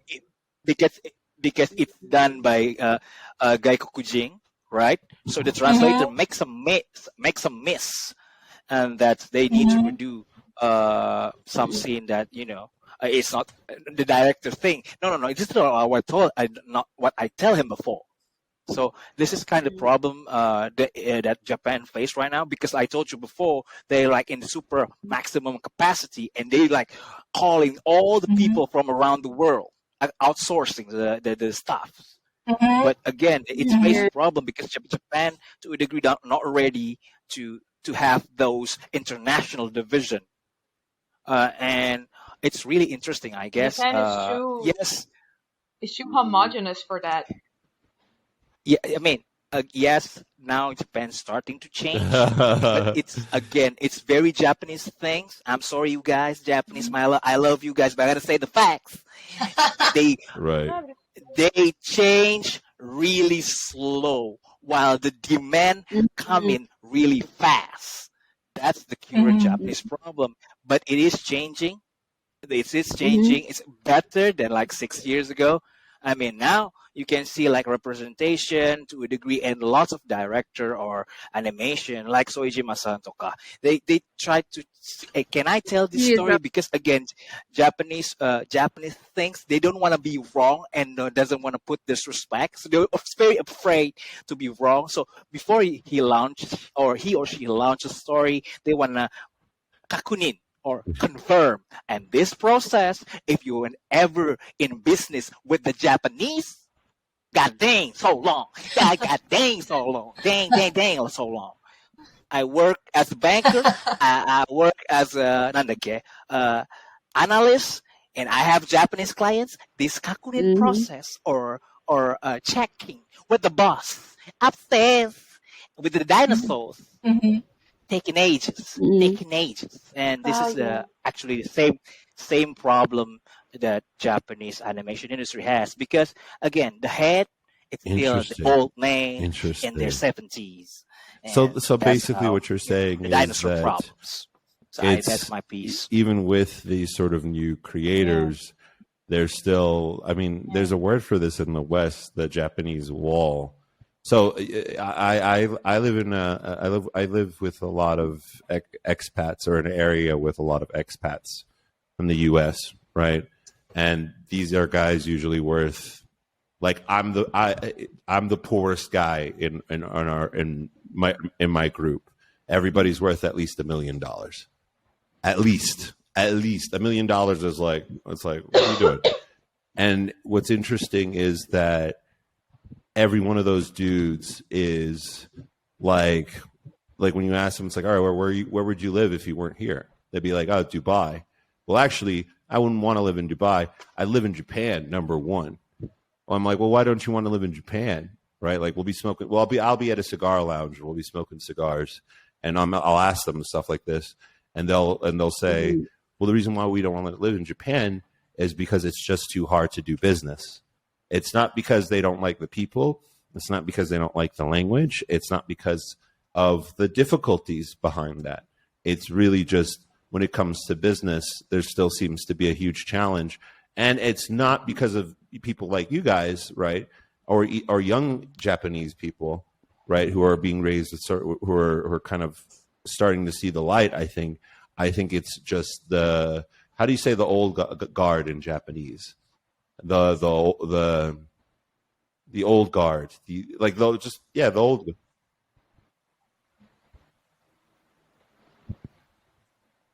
It's not the obachans. These are dudes. Let's be honest. These are Japanese and stuff. Let's be honest. It is the older generation. Oji-sans? Yeah, the Oji-sans. Yeah. Oh yeah, it's not obachans. It's the how do you say grandpa again? Oji-san. Yeah, like you know, it's the Oji-chans and stuff. But it's funny, right? Is this, from my perspective, a long longevity of age in Japan? It's become the finest gift and the biggest curse. Yep. Because if you're lucky, not dead yet, if you're lucky, 90, right? If you're lucky, I think the average is above 90. So the power change so slow. Yeah. Yeah. Wrap up on Andy. Wrap up Andy, and then we'll go to Lupa. Okay. So basically, when every country start to change the power dynamic, when the leader hit like 50 or 60, like okay, change generation. Next dude. And in Japan, it's like you need to reach like 80 or 90, and like, oh yeah, I gonna live it. And then while the other country is like already rapid changes, like in the 60, touch button, next generation, come on. And that's why, it's like I told you before, interesting. The longevity of life because of in Japan memes is what you're saying. Biggest gift and the goddamn worst curse.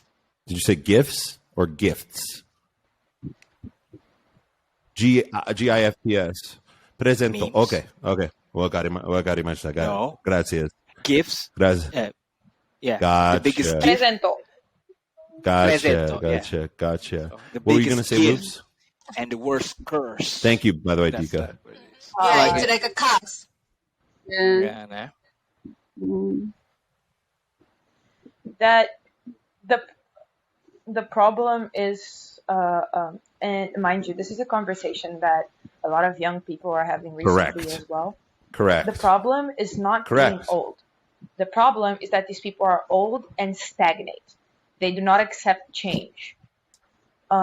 Because I have known a lot of older Japanese people, hey, we have someone that is very often in our chats. We even call him Otosan, by the way. He's very often in our chats, and he is an older person, and he's always very open to talk about new things and new changes. The problem is these men on top of these companies, and this is Japan. not only the animation in industry. Japan, this is in the manga industry, this is in the movie industry, America. This is in general in various industries that's the problem. They're stagnate. In Japan and even in some other, even here in South America, dude, like us as Latinos, let's not lie that we have this culture of shame around the elders, that the elders are always right, and whatever they say, even if you know they're wrong, you just shut up. You put your head down and you say, yes, that's I think right, it's different, because you don't want though. to The get reason beat. why I say it's a little bit You different know, if is abuela says it's right, your it's right. abuela could, like someone an older engineer can come to me who works under me, but they'll report to me. What situations in Japan is an older person reporting to a younger person? You know what I mean? So I think is right. Yeah, very. And there's the whole shame of it as well, mind you. Like, if there is someone younger than you in a higher position, I've heard online that some of these people are bullied for having a younger person. Oh, this guy's younger than you and already rose in the company, thing, yes. and you have been here for years and haven't. And you know, it's the stagnant. It's the stagnation. You know, it worked for, my father that was the owner of this company in the 50s, the 60s, the 70s, the 80s, and it worked for him then. So why should I change it? And if I change it, isn't it disrespectful to him because he did it? Like, Dika-san explained this to me way, way, way earlier. Like, way back, like, right when we started, he was like, yeah, this is the Japanese dinosaur problem.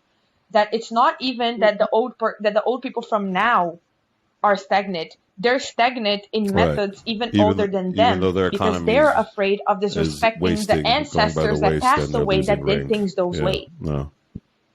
Like that way. So it's exactly.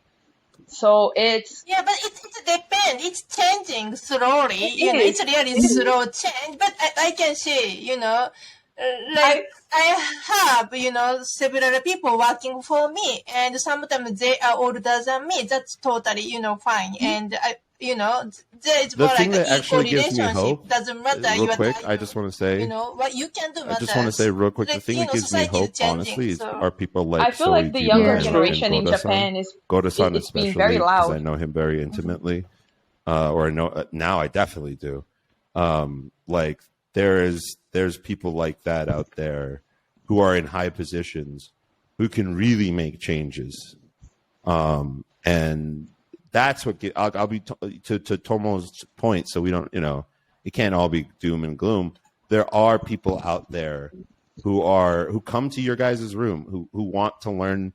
They're like, I want to hear what these what people outside of Japan think. What do you think? How do you think I should innovate? Even the questions Goda-san will ask me, I'm surprised. I'm like, what is it? Who cares, dude? I'm just compared to you. Like in my head, like, you're a god. Why would a god ask me anything?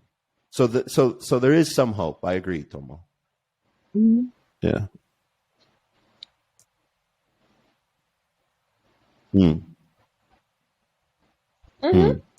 The younger Japanese generation is very outspoken. I feel like they're speaking out a lot more, and that's very good. It means that in some years, when they're the older generation in high positions, they will probably be more open to more things. It's coming. And to innovation. It's coming. You know, it's hoping for change. I think in general, in all industry, it's just hoping for change. And it's coming. No, it is. It is change. It is change. It is change. Because as I experienced as a teacher in Japan, I mean, your image of Japan always like you cannot speak English well or something like that. Hey, bro, that's one thing that makes me gobsmack. I thought I came for easy job, right? I came in, teach English and ABC, A for apple, B for ball, you know what I'm saying? And turns out, Sensei, what in very good English, Sensei, what do you think about the impact of globalizations in Japan and how us as a Japanese needs to react to this? Bro, I mean, by that question, I mean, hey, come on. I mean, give me back my easy money, man. Yo, what's this? What? I don't want this. It's like you're embarrassing me, man. I'm not coming for this. And that's what I know. So basically, again. Yeah. Yo, it's like, I thought it's going to be easy, right? Exactly. So I guess I just can't wait for this the newer generations of Japan taking over on how they're doing business, because God smack, and some of them is like, where are you now? Oh, I'm in America in Silicon Valley. Yeah. They are working in the anime industry, right? If I was still in Silicon Valley, I would have met up with Goda-san. Like, because Goda-san is in California all the time. So basically, they just there. Yeah. Well, his business there. Cali. It's a business. He's always in Cali. He loves Cali. There, I guess he loves the Cali vibes. So lots of creative people in Japan end up in Cali. Yeah. Oh, that's true. That's true. I mean, no. Not only go there, right? Lots of Japanese creative. They are kind of escaping from Japan, right? They want to escape from the old, the land of the sun. Like they want to, create. They want to be creative in a free land, kind of, right? Exactly. Mm-hmm. Seriously, bro, if you don't know all the director level or producer level that actually shining bright of what's Japan funny? Now, either they are Cali to your point, or Los Angeles. This is the conversation I had with Goda-san and Momo. You remember this? That's it. I said when my company expands, if I ever, I'm an engineer by trade. If I have an engineering division or a video game division, I'm stealing every Japanese code. Like, I don't care. And it sounds like this is happening, but in a different way. It sounds like what's happening is like a hemorrhaging of workers rather than companies coming in to scoop. People who are just talented are self-selecting and removing themselves. And if I was one of those OG-san chairmen, if I was a chairman of a company, this would be something I'd be paying attention to, me personally. But that's interesting. That's so interesting. I've got a question for you guys to shift gears, because it's something I've been thinking about, and it's a little bit more fun than the previous question. And I've got some other questions I wanted to ask, but I wanted to ask you this. This is something I've been thinking about. It's a weird one, so it's coming out of nowhere. We all here watch anime. We all love anime. We probably all have characters we relate to. What character do you relate to the most? Or there's two characters for me in anime. There's the character that I wish I was like, right? I'm like that guy. He's that person. Or that gal, whatever, or that sometimes with anime it could be whatever.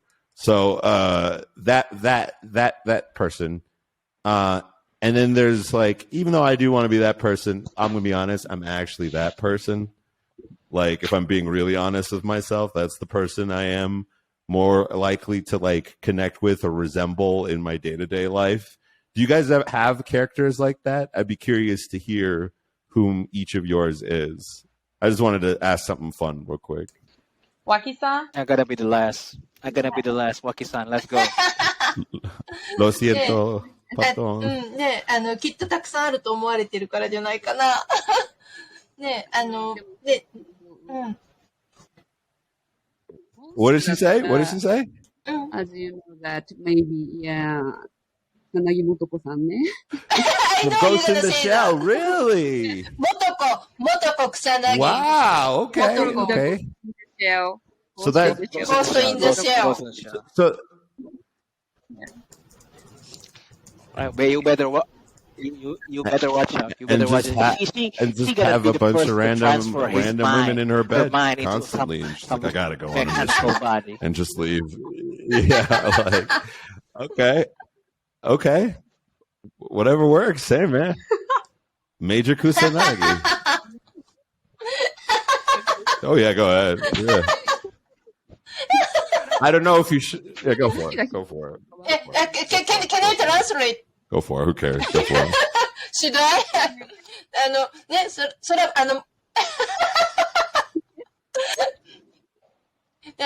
元子草薙って言ってくれたじゃないですか。ね。で、それはね、知ってるタイトルだし、で、元子草薙が、いつもとってもね、タレントで、優秀で綺麗な女の人を毎回違う人をベッドに入れてるから、それはそうだねって。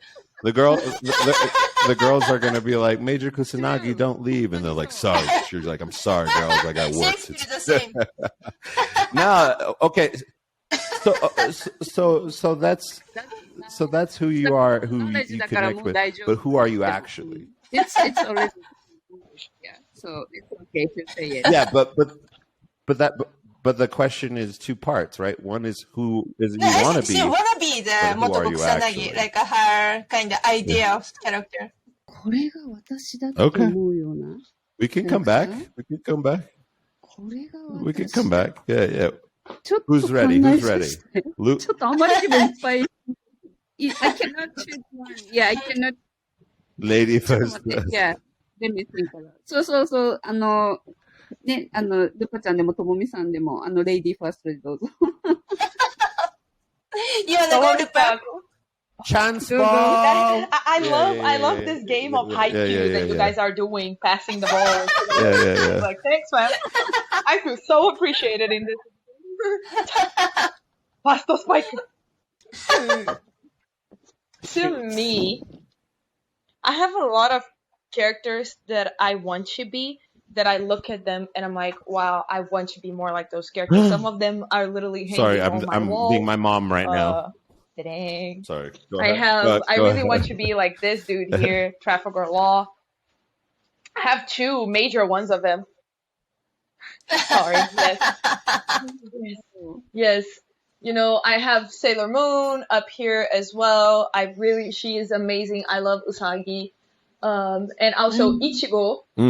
But I think that at the end of the day, I am this little guy right here.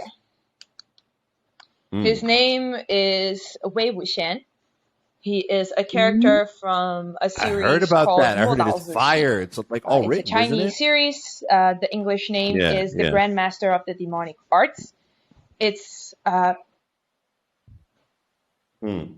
Dude, yes, it is an amazing novel. The animation is fully for free on YouTube, if I'm not mistaken.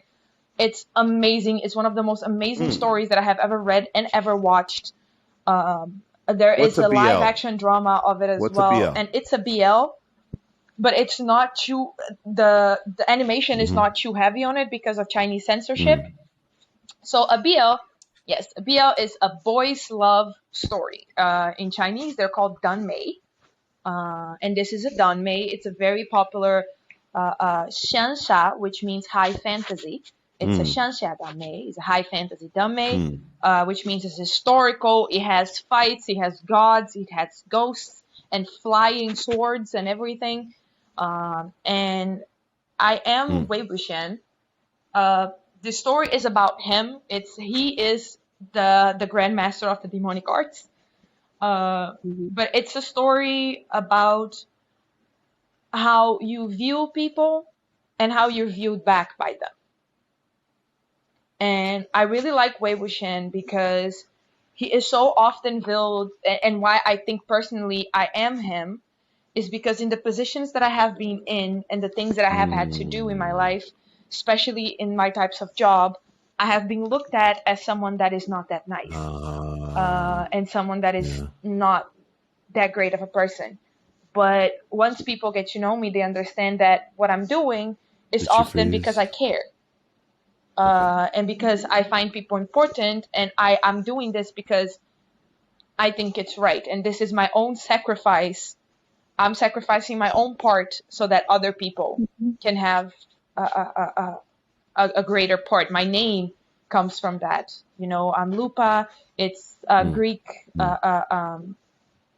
Roman mythology. It's the Wolfers that takes care of Rome.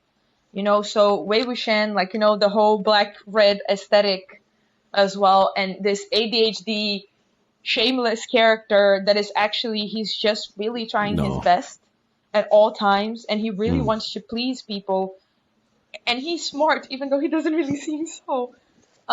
Like, you know, that this is me. This is, I feel, I'm getting him tattooed. He's going to be the next boy that is going to be on my arm, because I have Ulki. He's going to be on my arm next.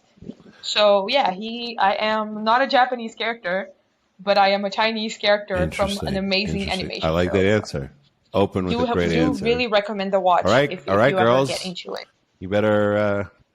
You got to measure up. You better measure up. Thank you. Lovely. Yeah. Shut up. Okay, my turn. Yeah. I don't know. I want to be like Utena, the revolutionary girl Utena. She's really strong, but always struggling, right? And try to protect her stuff. Like, you know, I want always, and when I saw her as a child, I wanted to be like her. And I love that show, by the way. Like, I love that show. It's Marin Kitagawa. You know, my dress-up darling. Yes. Yes. Yeah. She does things for other people without, you know, thinking too much. She just do it, you know. She's a genuinely pure person and just want to connect to people, try to help people. I love the attitude, and I think I do have the part. My dress-up darling, it was a surprise because I don't. Yeah. Like my dress-up darling, I was like, oh my god, is this another episode? And then I watched it, and I was like, actually, it's actually really charming, which I wasn't expecting. So it's not so. And she is really, you know, I see how pure, genuine she is. I love the aspect, you know. I love that. She's not try to be really cute. She just want to be her and supporting others around her. I really love what that. about Waki-san? You haven't. Did you any progress? Interesting. Yeah, I just find out one character. Just really similar ですよね。なんだっけ、すごく私に似てるって思うのは桂木美里。That's interesting. So the character she can most relate to is Misato Katsuragi from the new Evangelion stuff. And, you know, because of this Misato character, she became a mom in the new series. And since Waki-san have 2 kids, she can really relate, you know, how the job of mother sometimes has really, you know, difficult points to decide things. And she said, you know, just watching her in the film, she cried a lot. Decent. But the most part, most important part that she is not good at to clean up. No, she does not. She does not. Waki-san doesn't like to clean up, and Misato Katsuragi also, she is not good at cleaning her room stuff.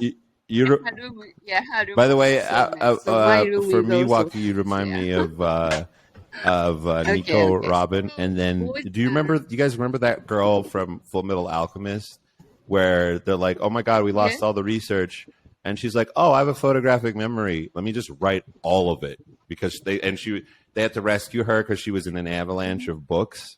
That's what Waki-san kind of reminds me of.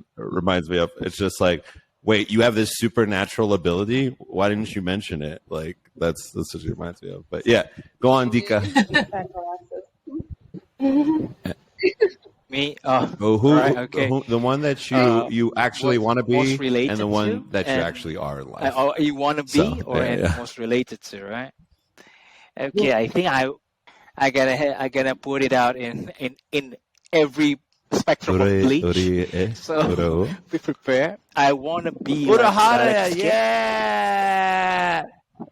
Yeah, I love Urahara. Yeah, of course. Urahara Kisuke. If you know Bleach, my boy. So I love the joke, too. right? Yeah. I love to be that, and or Hirako Shinji from Bleach. It's also like that jokey character, but you're right. But they are, the thing is, I want to be that character, or Maito guy from Naruto. Hi. Because love Michael. In Hirako and Urahara, I love the geniusness, right? But what I want to be most, I think I relate to Maito guy, because it's not about genius, but also you need to have that drive to be yourself. Like, I'm this. Yep. But I'm gonna be like.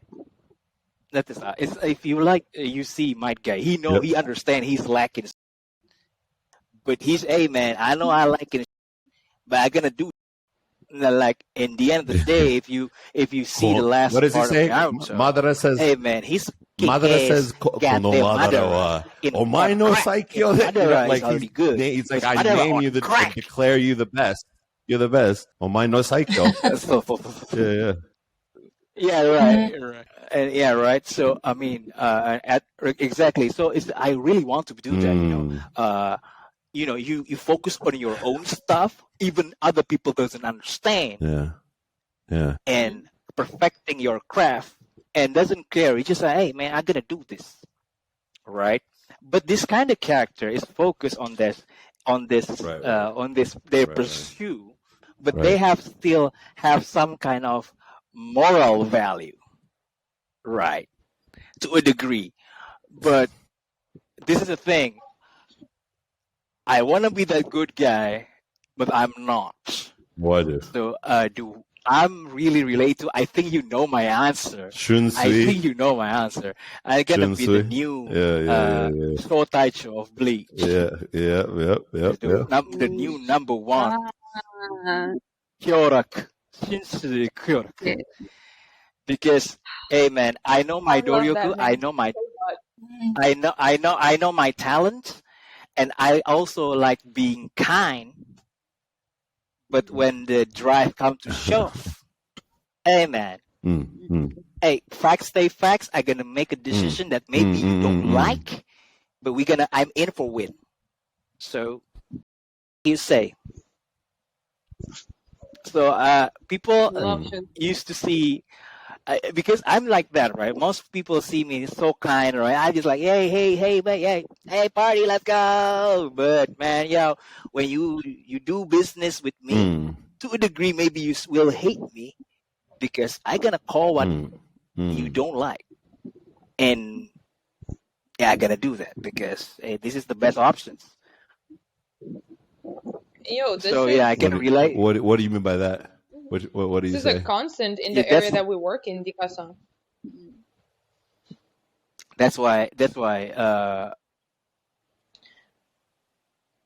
Like I mentioned, the reason why I personally mentioned Wei Wuxian, and like that people see him as sometimes bad, but that's not the whole thing. It's because for people like me and Dika that work in the convention industry and stuff like that, we are seen as bad people very often. because we're trying to make shit work. So we have no patience. We're like, I don't care. I need to make work move. You know, like having to look at fans like, hey, I'm sorry. I know you wanted to take a picture with this artist, but they need to be in an airport in 40 minutes. So they need to get the hell out. I'm so sorry. You know, like, hey, I'm sorry. You wanted to record. You wanted to do something. I'm so sorry. You're not allowed. Those are the rules that were set by their team. We are the ones that have to say that. We are the ones that have to come in and say, no, that's not going to work. That's not how you're going to do. No, that like, yo, great creative idea. That won't work for shit because you didn't think it through whatsoever. We are the people that often have to, especially in this industry, we are the people that have to look at it and say, hey, it's not only in that. I'm sorry, like in the pop culture. That's not only work in the pop culture. It's like every spectrum, I guess. Yeah, in business in general. And me and Andika are sort of, Yep. Yeah, me and Andika are the people that make that sacrifice of being the bad guys so that shit works.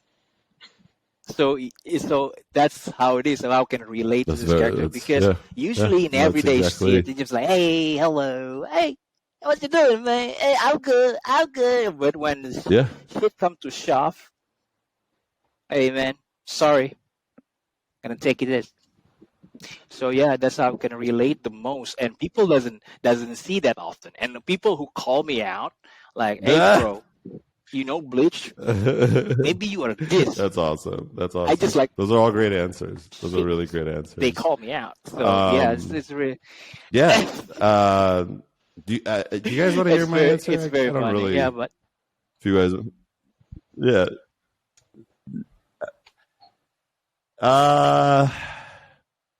So I'm the inverse of you, Andi. I want to be a nice person, but I'm not. So the characters I always like are like really great people. Like I like, who's a good example? I like Naruto. I like when he's older. He's a kid. He's kind of annoying. When he becomes an adult, he's actually pretty solid. I like who's the other dude? I always liked the main shonen protagonist. That was the person that I wanted to be most like, right? Like I like Gon. I think Gon is adorable. I love All Might. I love All Might. I have an All Might statue right over there on my desk. Midoriya is such a sweetheart, right? Like those are the people I aspire to be. Those are the good dudes that I aspire to be. I am not one of those good dudes though. I'm definitely I'm different. I'm not no, I'm not Crocodile. No, I'm not Crocodile. I am more Sasuke than I am Naruto. I am more who's the other person that I named? I'm more Vegeta than I am, Son. I am more. What was the other one that I named? Sheesh. Who's the other dude? I'm more Lelouch than I am his buddy. I forgot what his buddy's name was. Can you guys hear me? I'm more Bakugo. Okay. Oh, okay. You guys said okay. I'm more Lelouch than I am whatever his goody two shoes buddy is. I'm the guy who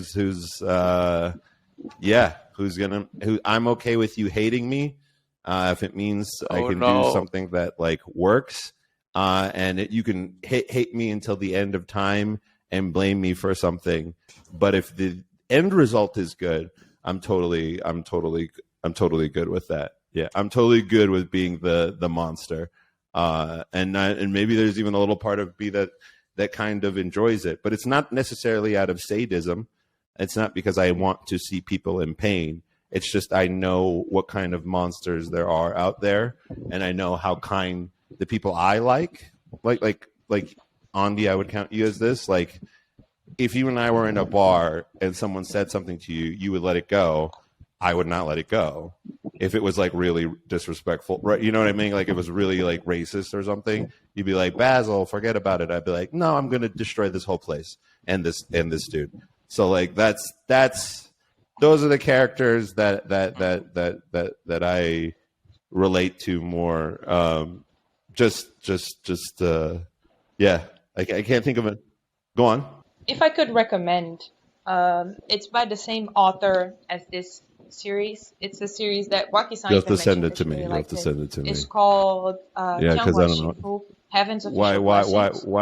Why is that? You're Hua-chang. Yeah, I will. You're Hua-chang. Yeah. You know, he is the king of the ghost. He's the king of the ghost city. Yeah. He is Yep. a demon lord. He has zero Relatable. mercy. He doesn't like people. But he has this very select amount Yeah. of people Yeah. that he's like, if anything happens to these people, I'm Yeah. ending this whole place. I'm ending this Yeah. whole thing. I don't care what happens to me. I am making the world implode on itself. I don't give a and like, but the thing is, he is very gentle. Like he's a very big gentleman. You know, he like when you look at him, you think this dude is not that bad. And then he opens his mouth and you're like, something is slightly wrong with this person. Like this person is not that great. They're just very look, man. This person is not a good person. They're just a very polite person. They're a very polite person. So, but he's a great character. In my day-to-day life, right? I try to be Kurama, but in my head, I'm definitely EA. I know what I am. I know what I am. I'm the guy who's like, send it to me. Send it to me. Yeah. I'm gonna send it to you too. I'm gonna give it. Yeah, I'm gonna send it to you to give it a read. It's but I don't want. By the way, I think you're gonna identify yourself. I don't want to be this way. I'd rather be like Andika. It's not but that unfortunately, I'm nice. I just know what I am at this point, where I'm just like, I'm just gonna grab you by the throat, and you're gonna do what I asked you to do. So that's just where I like. That's just where I am. So, anyways, so it's part of. It is how it is. Yeah, man. I mean, not me. I'm a warrior. I just want to live a Raku life, you know. I was like, relax, chillax, and shit. But yeah. So Raku. It's not Waku Waku. Raku. Yeah, just easy. You get it right when you say it. Wait, like, what did you say? You cut out for me. And Dika signs are gonna let it go. Oh, how do you know I'm gonna let it go? All right, that's very true. No. Yeah. It's just like when you said. Like, and by the way, bar, and by the way, I'm not drinking. Say they're respecting. Like I wouldn't be drinking. This would just be me sober. Like I would just be like, you want to talk? All right, let's you know. Anyways. You know why Nissan is calm? Nissan, you know why you will stay calm?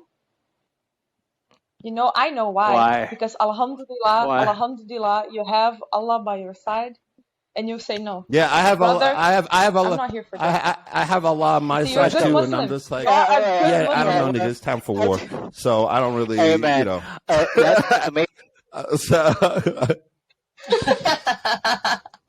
Stop it, but I this is why I love you. To you guys, you know me so well. No, you're not. No, you're not. But that's why we balance each other out. That's why I love our friendship. You know, I'm gonna take my sword too. You know what I'm saying? Like I'm like. You go hey, down there. I really am. Ready to kill everyone. And Andika is like, hey, do you think it's a good idea to feel that way and want to act upon it? And I'm like, oh, that's a good argument. It's a good counter argument. So, anyways, I just wanted to ask. I just wanted to ask that final. Go on. Have you considered not? No, Andika is literally the type of dude about that. Like everyone is breaking apart, and he's like, "Have you considered not doing that?" And you're like, you know what? That's a great argument you have right there. I shouldn't. I haven't thought about that. Well, I do agree. So thank you very much for that. But hey, for me, you know, guys, my value of family. I mean, I will talk that, but it doesn't make sense for me. And like you going to war too. Hey man, well, you better watch out. I'm on your back. because then I got you're Brazilian, and I don't know if do you listen to favela music real quick? And by the way, I'm going to wrap this up very soon. I can't help it. So do you listen to favela music, Lupa, at all? Okay. I listen when I'm lifting at the gym. It is nothing but gangster favela I listen music. To funk, so it is just and gunshots that is and popozudas in my head. So that's all it is when I lift weights. So that's all it is. That's all it is. That's all it is. Because that's what it gets me through. So, anyways, let me do an ending for this real quick because we did veer off topic. I just wanted to ask you guys a fun question. I wanted to end with something fun. There was a one of other really serious industry questions I wanted to ask you, but like I think there might be a part 2, maybe in a couple months or something like that. I want to see where you guys are at in a couple months and when we could do this again, because I think there were some moments there where we really got really into it and it was really, really interesting. So, hey, everybody, that was Raisin Bread Podcast. Thanks for joining us. If you guys want to learn more about the AGNs, the Anime Girls Network, check out their Clubhouse. What's your guys' at? It's at Anime. What is it? Wait, what's the house title now? Anime. Okay, so at Anime Girl by TWAL. And if you guys want, do you want to announce the Twitter handles, I think, or Instagram or whatever if you want to share? So So the answer to that question, you guys. The answer to that question is. Everywhere. Hang on. The answer to that question is I'll just include it in the bio. That's all I'm going to do. And you guys can check people out. And if you want to listen to more videos like this one, click on one of the links I pointed to here. And look forward to an interview with Soijiba-san, the art director behind the infamous JoJo's Bizarre Adventure, the lovely, the ethereal, the just downright god dang beautiful Momo Chan is going to be helping me out on that one as well.